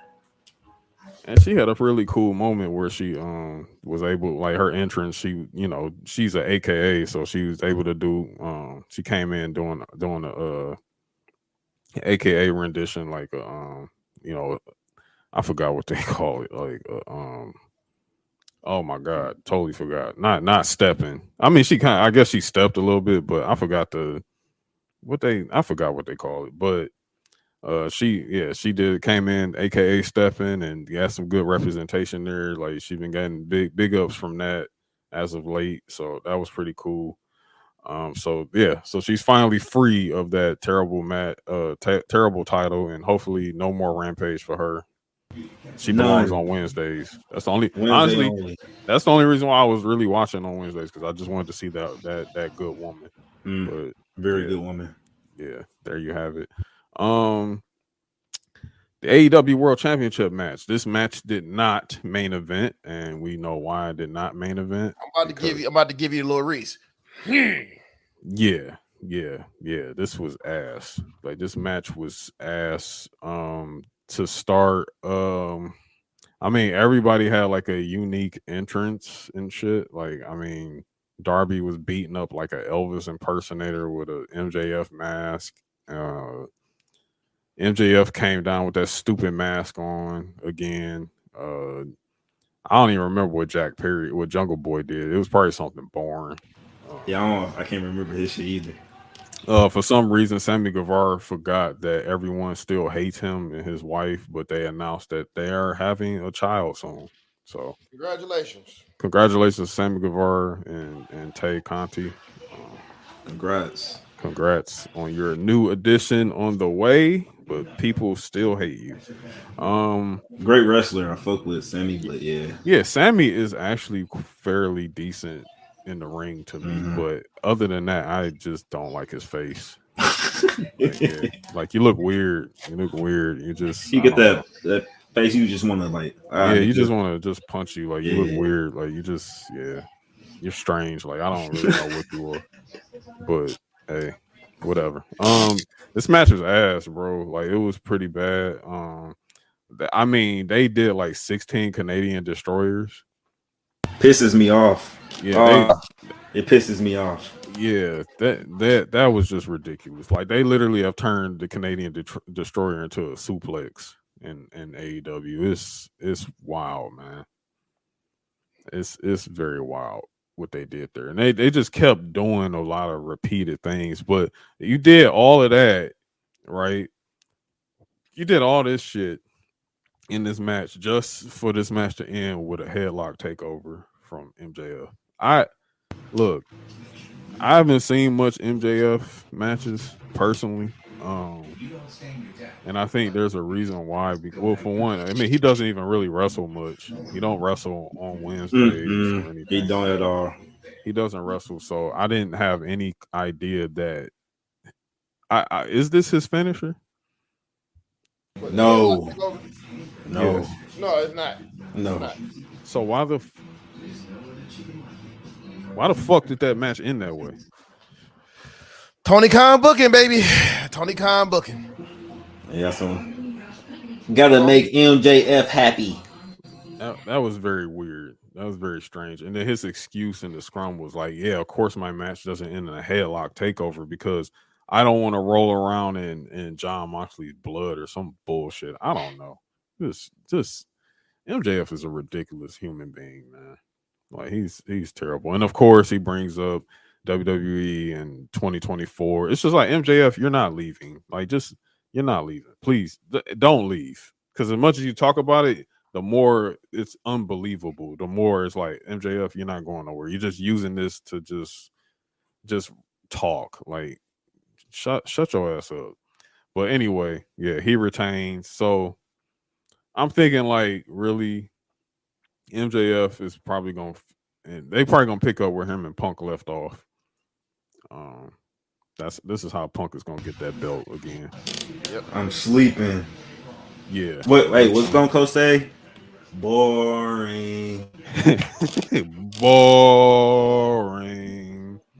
Yeah. That was such a wild ass time when Austin used to do that shit, man. Bro, when he came did out Lance with Storm. He did Look, Lance dog, Hey, when he killed came his out with the career, pillow bro. and the sheet, cheating, man. Oh my god, bro. Killed his dog. career, man. boring.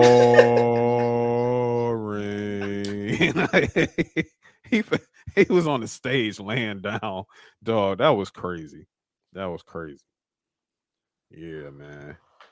And Lance Storm was a great wrestler. Like that's what was crazy about that shit. Great. Great shit wrestler. on that man. Crazy. All right, so then we get Anarchy in the Arena 2. You know what? I'm just gonna just say like, hilarious. You got Bryan Danielson, Claudio, Plumber Moxley, and Wheeler Useless. Wait. Billy Gunn. That's cardio right there, man. Oh, okay. Yeah, I'm sorry. Mr. Ass Claudio Castagnoli. Yeah, Mr. Ass. If you know, you know. Yeah, Plumber Loxley and Wheeler Useless. The Blackpool Combat Club versus the Elite with Hangman Kenny in the books. So I'm just gonna let Marcell take this. Hey, that shit was funny, man. If you watch that shit, that had literally live music going while these motherfuckers was wrestling. And blackface. Yeah, I saw that. I'm like, this motherfucker's in blackface. This is crazy. We really watching this. These motherfuckers was wrestling everywhere in the arena. Not everywhere, but like in the stands and shit like that. Which was crazy. AJ made a great point. He said, why they ain't going to backstage and shit like that. They did that previous time, but not now. Okay. Yeah, that's what I'm saying. It's Anarchy in the Arena. Like the first time they did Anarchy in the Arena, they was fighting in the merchandise stands. Yeah. They was fighting in the football field. Like they was fighting everywhere in that motherfucker. Like this, they didn't go past like nothing. I think at the most Claudio like power drive somebody in the back of a truck, and that was it. And what was it, Nick with the light bulb and the super kick? Yeah. Wow. Yeah. If you like violence and blood, if you like to watch GCW, but not too much like on the crazy shit, watch this. If you like that shit, this is some fucking backyard wrestling type shit. Literally. Yeah. It was very much that. Good redneck shit. So. And we get a turn in this match. Takeshita. Yeah. Takeshita pulls up in the ring. Does it matter? Does what matter? That turn. Does the turn matter? For a nigga that watched AEW, is like it was one point when Kenny got messed up and shit. It's like he came out of help, but you can kind of tell his acting is not that great. It's like so niggas know that shit was coming. It's not gonna help him. Yeah. I think like if you got a Forbidden Door 2 plan, this is what it is. Yeah, like we getting Okada. Yeah. Oh, either him or if you do Kota Ibushi, you bring Ibushi in. You know? I don't know, man. Yeah, I don't know. I think Kota probably watched that shit. Was like, yeah, man. You know what, Kenny? Yeah, you kiss my ass about this shit. Yeah, go get Okada. He do it.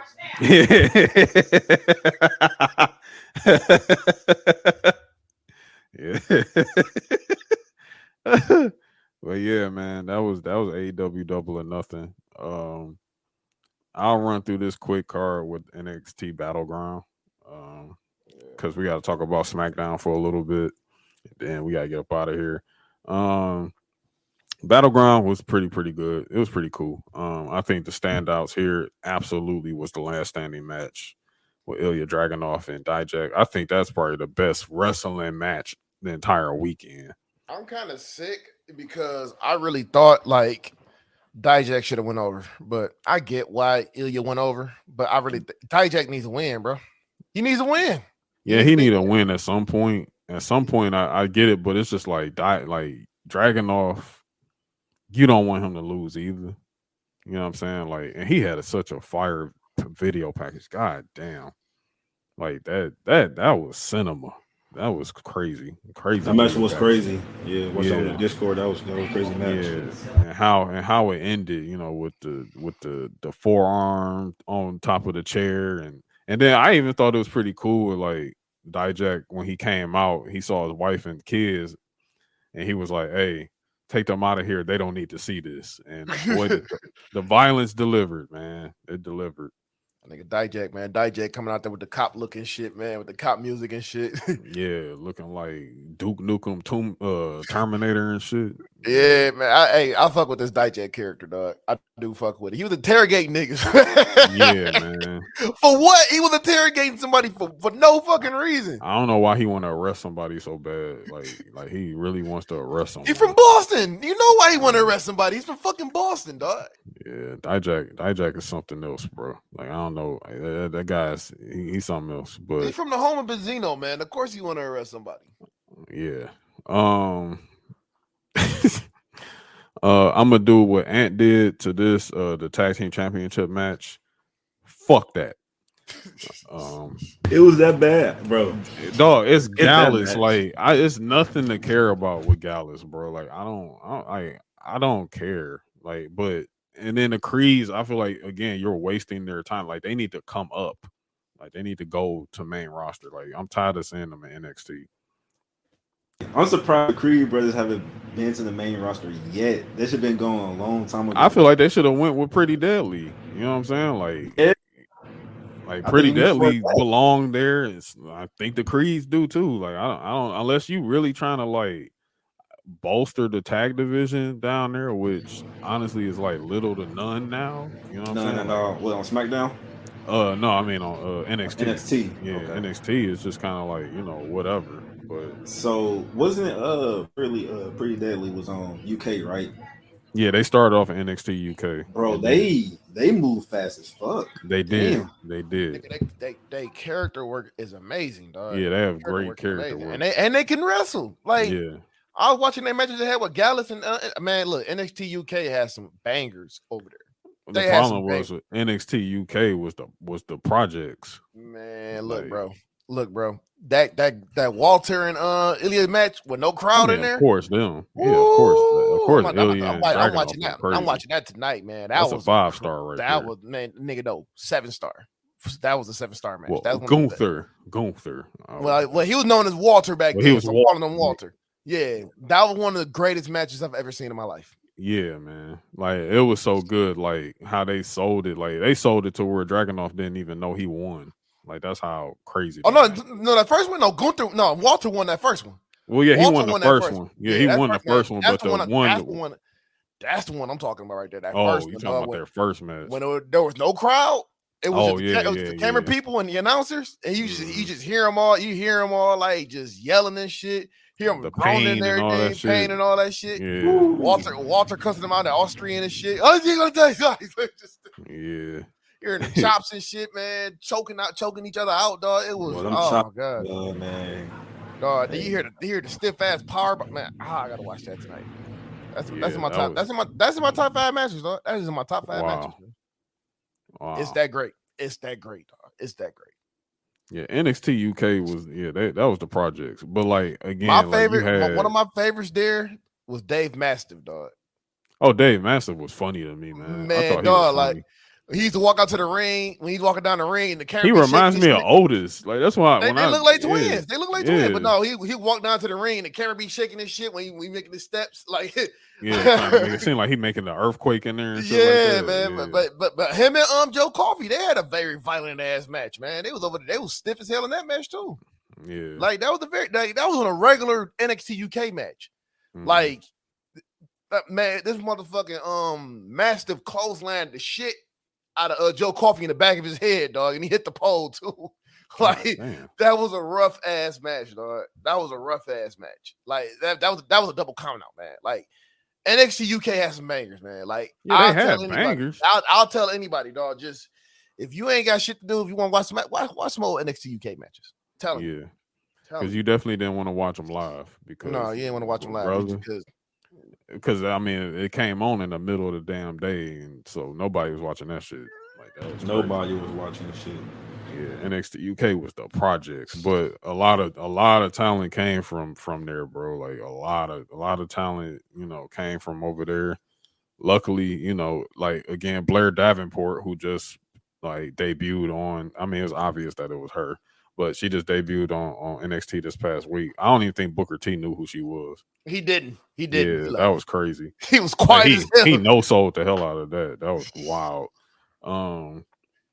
So yeah, that was something that happened this past week too. But the North American Championship match, Wesley retained. That was a banger match. He beat Joe Gacy and Tyler Bate. Women's Championship finals. Finally, Tiffany Stratton is the women's champion. So shout out to her. That was a pretty solid match. The Heritage Cup Championship match. Hey, wait a second, AJ. Yeah. Hey, that young lady right there, man, she got that look. Oh yeah, she does. Tiffany Stratton is a future star. She's a star. She got the look. Yeah. Tiffany is a star. She is a star. She's going to be. Yeah, man. When she makes the main roster, she's going to be in a few WrestleManias. Yeah, I see it. She's a star. She's got it. She's the one. Yeah, and she has the best. She has the best BME in the game, bro. The best BME. Like she sells it. She does that moonsault very, very, very well. Very well. The Heritage Cup. Now, the Heritage Cup thing is just weird to me. It's a very weird match, but it's kind of cool because they do it in rounds or whatever. But Noam Dar, Noam Dar keeps the hood around him, so he got Lash Legend, Jakara, and Oral Mensa with him now. You know what I'm saying? They interfered in this match, and he beat Dragon Lee. So I don't think they're done there. Who is this guy? Noam Dar. Yeah. Who's that? He's a Scottish supernova. Yeah, Noam Dar. I think the first time I saw Noam Dar, I think he did the CWC tournament, the first one.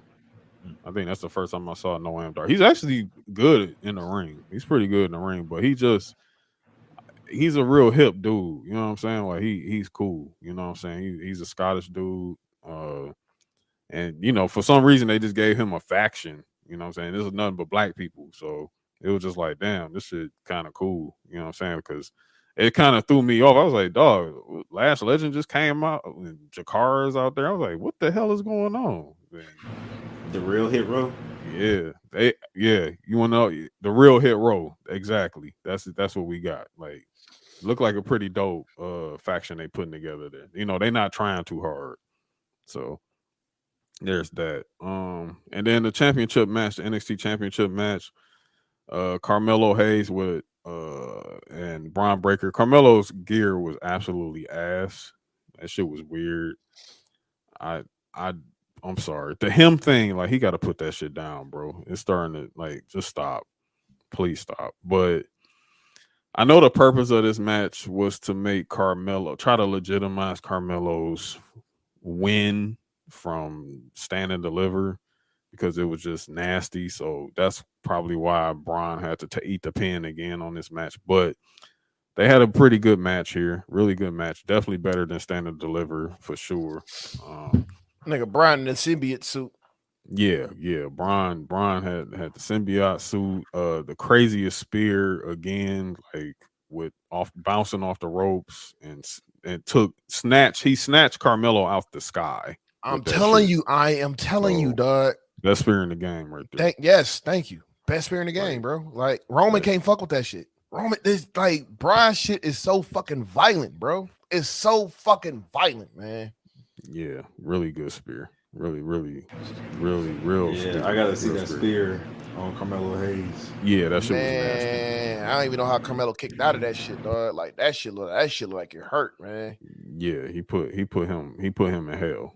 He put him in hell. So he wanted to hit him with that bitch for real, dog. That's what that was. Probably did because he gave me that bullshit ass finish at Stand and Deliver, and I had to put you over. And now, like, nah, brother, we gotta fix this shit. This ain't right. You know what I'm saying? So, yeah, they definitely had a better match. I mean, definitely Carmelo's best match in months outside of the Grayson Waller match he had on TV. So, But that was that. That was all of the weekend's pay-per-view and PLE events. Raw this past week. Nothing too much that stood out. You know, AJ and Seth tag team versus the Judgment Day. That was pretty cool. Shinsuke beat Bronson Reed for the, you know, we had some qualifiers for the Money in the Bank. So Shinsuke is in.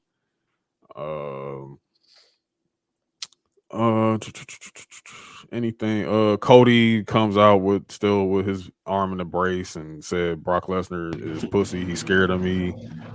So that was that. Funny guy, man. He's a really funny guy. He's selling this, so we definitely getting Brock Cody 3 soon.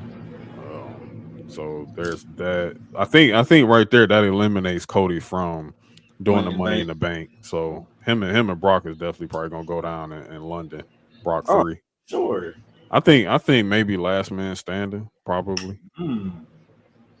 Which would be wild because if Brock loses that'll be his second last man standing he's lost within a year because he lost the last one to Roman at SummerSlam last year. Yep. Can't forget that. That shit was crazy. Yeah, that was crazy. Crazy last man standing match. But yeah, that was that for like any of the big hits for Raw. Oh, Ronda Rousey and Shayna win the women's tag match. The tag team champions. Skip.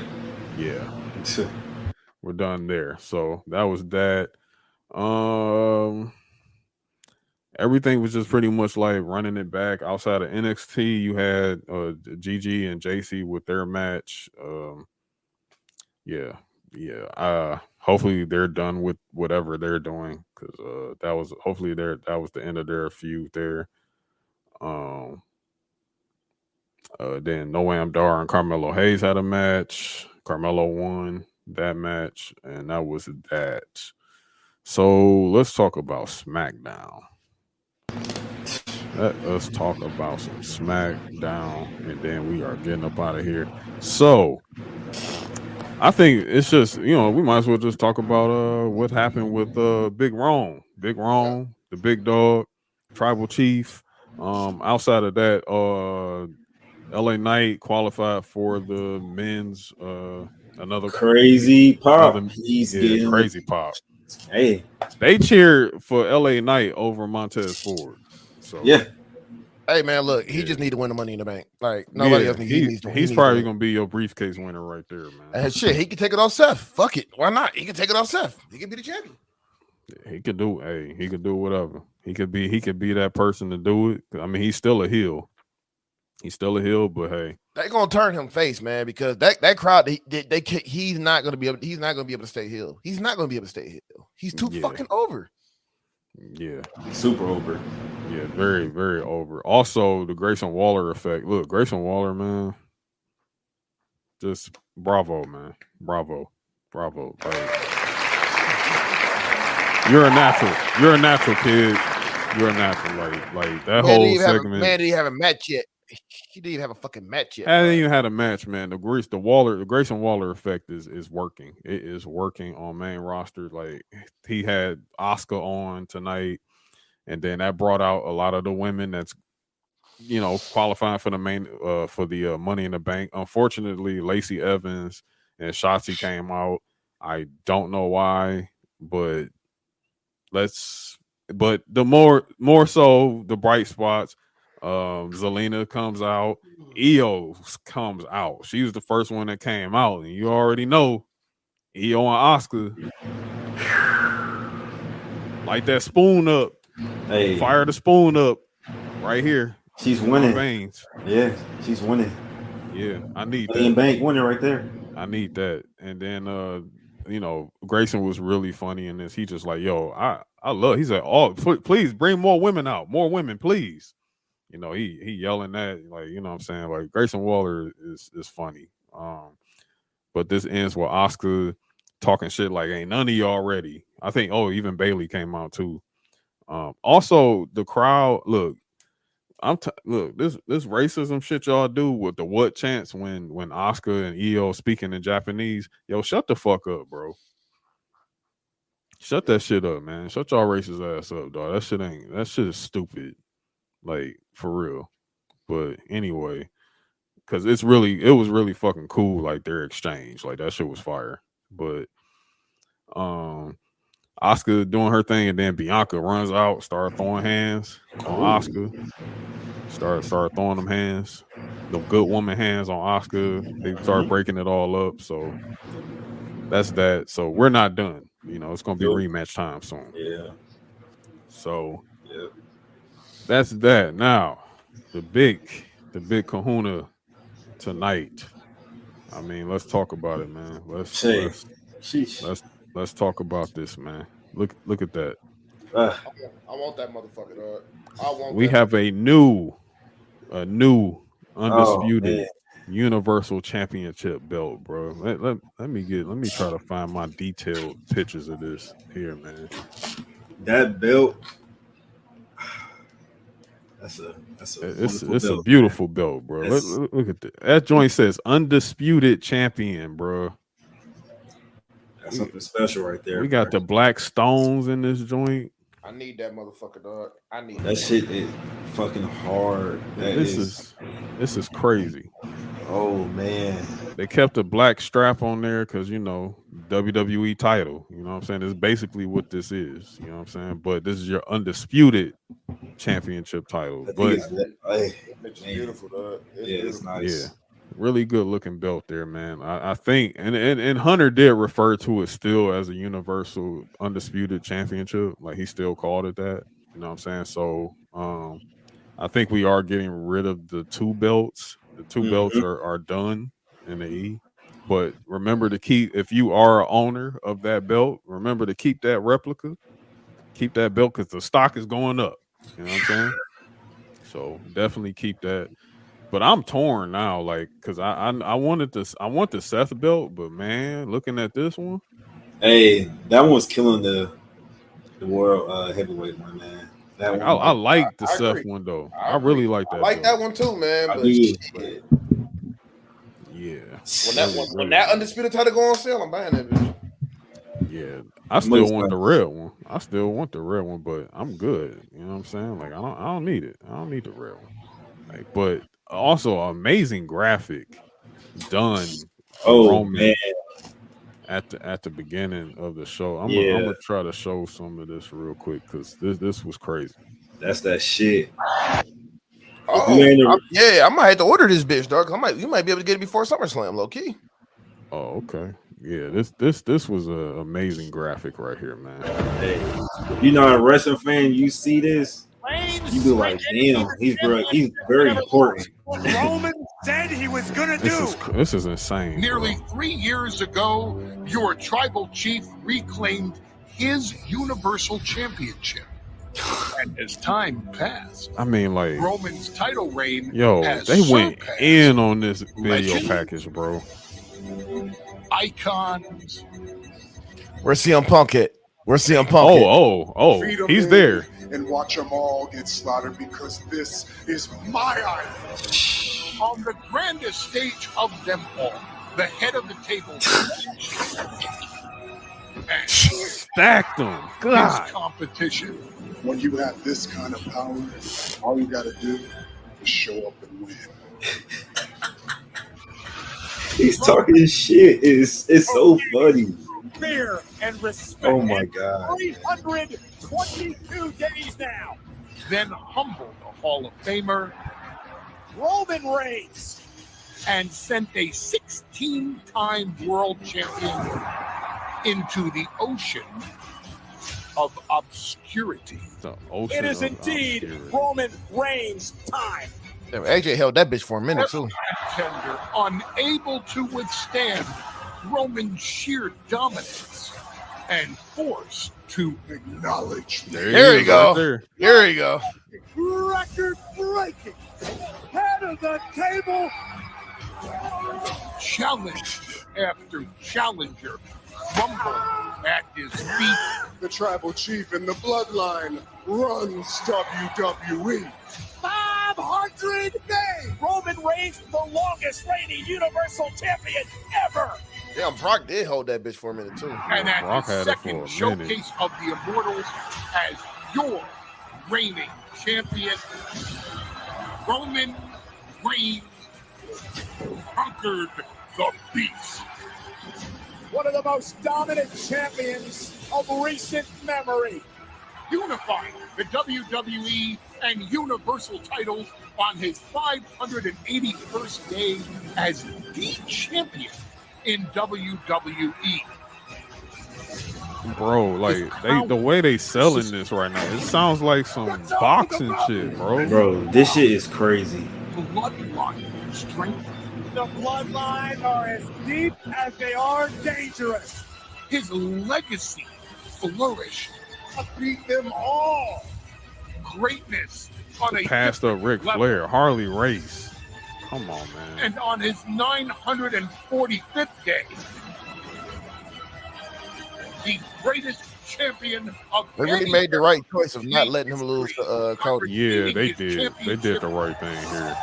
For the third straight WrestleMania. Who can Third stop straight. if anyone's the head of the table? And now it's time to acknowledge me. the longest reign in over 35 years. Over 1,000 days. Roman Reigns. Bruh, if this shit don't give you chills, bro.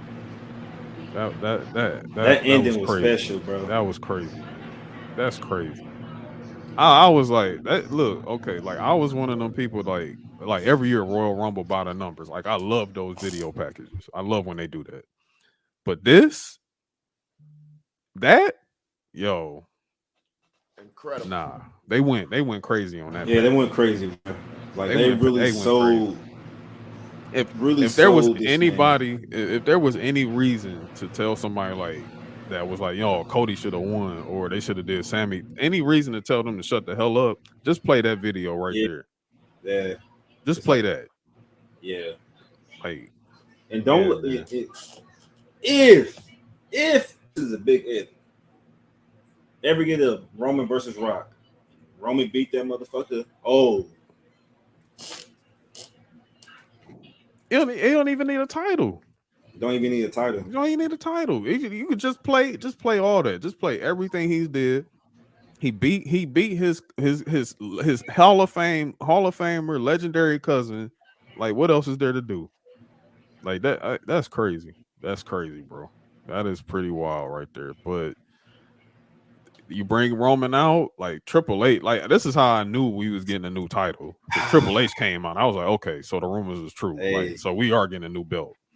Because Hunter comes out, and yo, shout out to Hunter, man. Because lately, like he did the same thing with Seth, bro. Like we didn't even know Hunter was like ringside. You know what I'm saying? Like when Seth won, Hunter came right in the ring with that belt, handed it to Seth, was like, "Hey, this is your league, bro." Gave him a handshake and everything, and snapping pictures and all that. Like, hey, look, that's the type of boss I want right there, man. Finger Like point. that, you know what I'm saying? Like that was pretty cool to see that. And then like again, he pulled up tonight. When he pulled up to the ring and I saw that table with the cloth, I was like, oh, yep, new title, new belt, getting a new belt. So and promo. Yeah, that promo that Hunter did for Roman. Yeah, man. Yeah, he went in. Yeah, Hunter went in, dog. Like he went video, in. Then a promo. Yeah, man. He put him over crazy. He put Roman over crazy. Yeah, that was really tight. That was really good to see, but it was very short lived. This very is the short nigga lived right here. He's even better than me. He's even better than me. Like to hear that, man. To hear Hunter, to hear Triple H say, "Yo, he better than me. You better than anything I could have ever done." Like that's special. That's special. Saying a lot. Yeah. So, but it was very short lived. You know what I'm saying? Like he celebrated with the title, got some pyro coming off, but then the cousins pull up, the Usos pull up to the ring. And we got Jimmy. Look, again, Jimmy is leading the charge on this acting shit right now. Like the Usos are like really special, bro. Like they really special, man. They've come a long, very long way. But we get a really nice segment with Jimmy. He's just like, look, man, like I'm ready to go. Like I'm ready to do this. Jay is still on that middle, like, yo, y'all, we are a family. We can still run the whole place. Like, why are we doing this? We don't need to do this. We can still be on the top here. We can still do this. Like, we shouldn't do this. And they trying to come to a middle ground. And then we get Solo somewhat like, you know, on the fence, like, you know, he tells Roman, like, hey, I acknowledge you, my tribal chief. You know what I'm saying? But these are my brothers. And then Roman kept telling Jay, like, Jay, super kick him. Super kick him right now. Kick him in the face. You know, because Roman still feels like he still has that control over Jay. He still has Jay, like, being mad submissive and everything like that. And he just kept telling him, like, kick your brother in the face so we can go. Kick him in the face. And Jay didn't do it. You know what I'm saying? He didn't do it. You know, they ended up getting Solo over to their side for a second. You know what I'm saying? I mean, the right was kind of on the wall there, though, man. Yeah. It's kind of on the wall. You know, they tried to, you know, Jimmy thought he had it for a minute. He's like, see, not all of us like this. So you just come home, man. Come home, like, in this stuff, because you losing it, bro.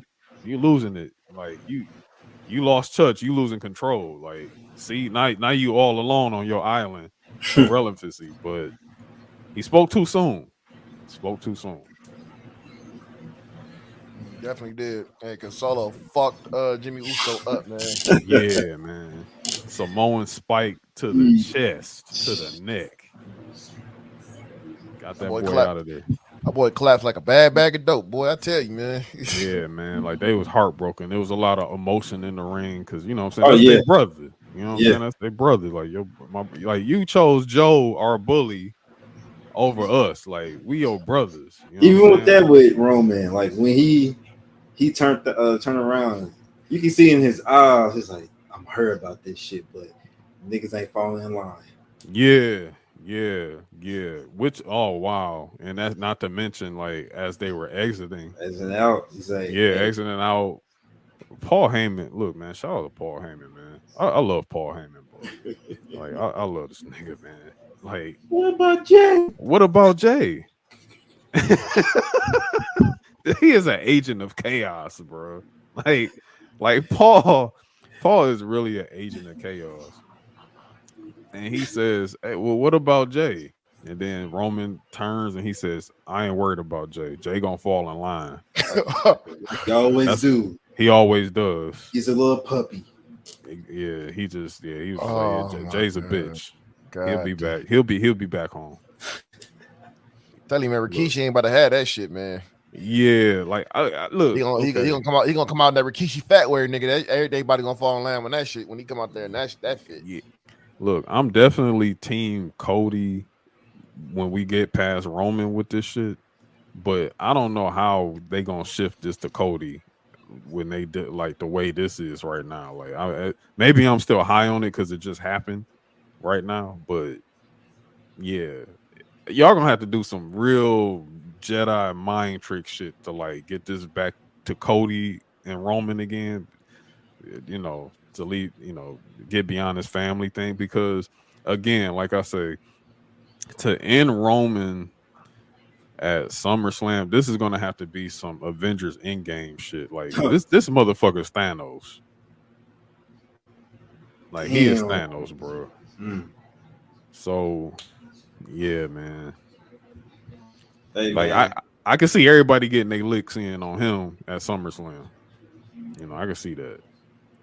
Hey. It's gonna be be everybody, nigga. You might even see Titus O'Neil come out there and hit him with something, dog. Like, it's too much shit going. It's too much shit. This storyline, man. This shit is gonna be on Blu-ray and shit. Right, bro. Like, right. They gonna make this a special. This is definitely gonna be a special. Mm-hmm. It's gonna be an anthology special, like, for real. That's it's literally sections, parts. Yeah, an hour is not enough. No. Like, for this, it's not. you know, like you got eras within this whole This is literally a tribal 3-hour chief movie. bloodline thing. Yeah, this is documentary. yeah, for real. Like it's gonna have to be a hell of a coverage to cover this, the whole thing from a glance. But shit, yeah, man. Roman gonna go into the Hall of Fame 3 times, dog. Oh yeah, the Bloodline, the Shield, and Solo. And yeah, by himself with the Shield and with the Bloodline, and Sammy going in 3 times. 2, like he's going in by himself. He's going in with KO, and he's going in with the Bloodline. That's gonna be funny. Seeing them up on the stage together, the Bloodline together, that's gonna be something to see. That's gonna be really funny to watch. But yeah, that was SmackDown, man. Y'all got any takes on any more takes on this whole thing? Man, Cinema, baby. Yeah, Cinema. Yeah, it's a movie, man. I love it. I'm entertained. Yeah, we loving the belt. We loving everything right now, man. Like this is gonna be great. We are weeks away from Money in the Bank. I believe July 3rd. Yeah, so they got a lot of build up they can do right now. So there's gonna be a lot of build. It's gonna be a lot of building going on. So looking forward to that. I need Brock to come back and beat Cody ass again. Fight me! Look at my face. He looked crazy when he did that, man. Hey man, Brock is having a ball, dog. He's having fun. Yeah, he's having fun. He's having a lot of fun with this.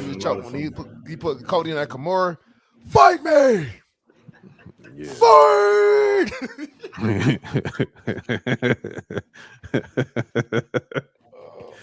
Man, he came out there in that cowboy duster jacket too, man. He's a fucking maniac, dog. Yeah. Like Jeepers Creeper and shit. Man, bro, I gotta find that picture of him with that duster at the end, dog. That's gonna be a new AJ meme. He coming out there. No, get a life, kid. Get a life, kid. Oh, that was another thing I forgot to mention about NXT was all the free agents. Going down. Yeah, I forgot about Ali and Baron Corbin pulling up on Carmelo Hayes and putting him in the end of hell at the end of NXT. Hey, look, bro, that's the best thing Baron Corbin could do. Too bad he can't grow his hair out again because he can go back to that and he can go back to that lone wolf gimmick he got. He go back to that lone wolf gimmick, nigga. He gonna be fucking people up. Shout out to Baron Corbin, man. He from KC, man. Yeah. Oh yeah, he is from KC. I forgot he's a Chiefs fan. Yeah, he's a huge Chiefs fan. Well, I think him and then Ali was getting a real good reaction too. Oh, he needed that. Give me Ali versus Wesley, dog. That's all I need. And I forgot to mention about him and Gunther's match at it was fire. That was a really good match. Real good match they did at Night of Champions. Gunther got his ass up out of there with that power bomb, dog. Like I knew he would. Oh, like I told you, I said that shot bomb, when he do that shotgun drop kick, it's the beginning of the end. It's over. That goddamn golden bomb, man. I keep telling you, shit out of motherfucker. So y'all think Gunther is like the next Brock Lesnar in type of way? Yes. Well, even more, really. Gunther is he's positioned as the top heel on Raw. So once he gets off that Intercontinental belt, then he's going after that World Heavyweight. He putting Seth in hell, man. Because he wants what they want to do with Gunther's going to still be IC champ for the next 100 days because he got to pass the next 100 days and then he'll be the longest reigning all time. So you want to get him there and then eventually get him off the belt so he can put his crosshairs on Seth. Mm-hmm. So, Gunther, man. Once he gets Dragunov in Imperium, that's when it's gonna happen. Whew. And you know what? That's my prediction too. When Dragunov comes to main roster, I think Dragunov is gonna go to Imperium. I think he's gonna be in Imperium, which will be insane. He fits them. Hey, man, main roster, man. And look, and fuck it, put all the titles on him. Put the title on Dragunov. We need something. We need something like that. Put all the titles on him. With Imperium just running the show because they next up. They next up behind Bloodline, behind Judgment Day, Imperium's next up. Ooh, boy. I got a feeling Judgment Day is gonna go face pretty soon too. I think I think so. Not having as much as they hate Dominic. Nah. Yeah, true. Yeah. True. No. And they not kicking Dominic out. They not kicking him out. He not going nowhere. And also upcoming Monday, when you hear this recording, Seth threw out an open challenge. His first open challenge as World Heavyweight Champion. He is going to be facing Damian Priest on Monday Night Raw for the World Heavyweight Championship. So that's going to be a very fun match. Can't wait. Yeah. So, hey, yeah. We covered all the little things we missed a little bit there. So really good stuff on the way, man. Really good, real good stuff incoming. Again, shouts out to our AEW correspondent, Marcell Bigavell, my guy. Do you got anything you got to plug before you get up out of here, brother? Shit, man. Follow me on Twitter, Instagram. Name Marcell Bigavell. Follow me on Twitch. I'll be on Twitch all the time. I'm just streaming. Fortnite guy. Hey, Fortnite guy, man. I love Fortnite. Twitch is Marcell2345. But you know, I'm be playing Street Fighter as well. I'm playing that shit today. As soon as we got for this, I'm on that. I was gonna jump on that shit, but boy, I am tired. Yeah, you about to pass out. Yeah, I'm about to get on Street Fighter. I absolutely am about to get back on Street Fighter tonight. Go ahead. I'll be on that bitch in the morning, dog. Fuck this. I'm tired. And I will be on in the morning too before I go make my rounds and everything. But yes, sir. We are on that Street Fighter. Matter of fact. But yeah, man, it's been great having you, man. Thank you. And y'all gonna see more Marcell, man. Like I said, he's our AEW correspondent. So we're gonna be running some segments with Cell. We're gonna be like, hey, what's going on over there? You know, our boots on the ground in Jacksonville. You know what I'm saying? Welcome to the union, buddy. Welcome to the union, man. Yes, sir. Yes, sir. Appreciate it, man. But AJ, Ant-Man, appreciate you having me on here on your platform. You know, everybody listening, please go follow them. Run it up on Spotify, YouTube. Follow them on Twitter and Instagram. These guys right here, man. Real shit, real niggas, man. Real. Check them out. Appreciate that. My dog. I appreciate you, family. But yeah, man, that is our show. This is episode 32 of Midcarders and Catering podcast. We will be back next week for more money, more everything, more life. Be safe out there. We out.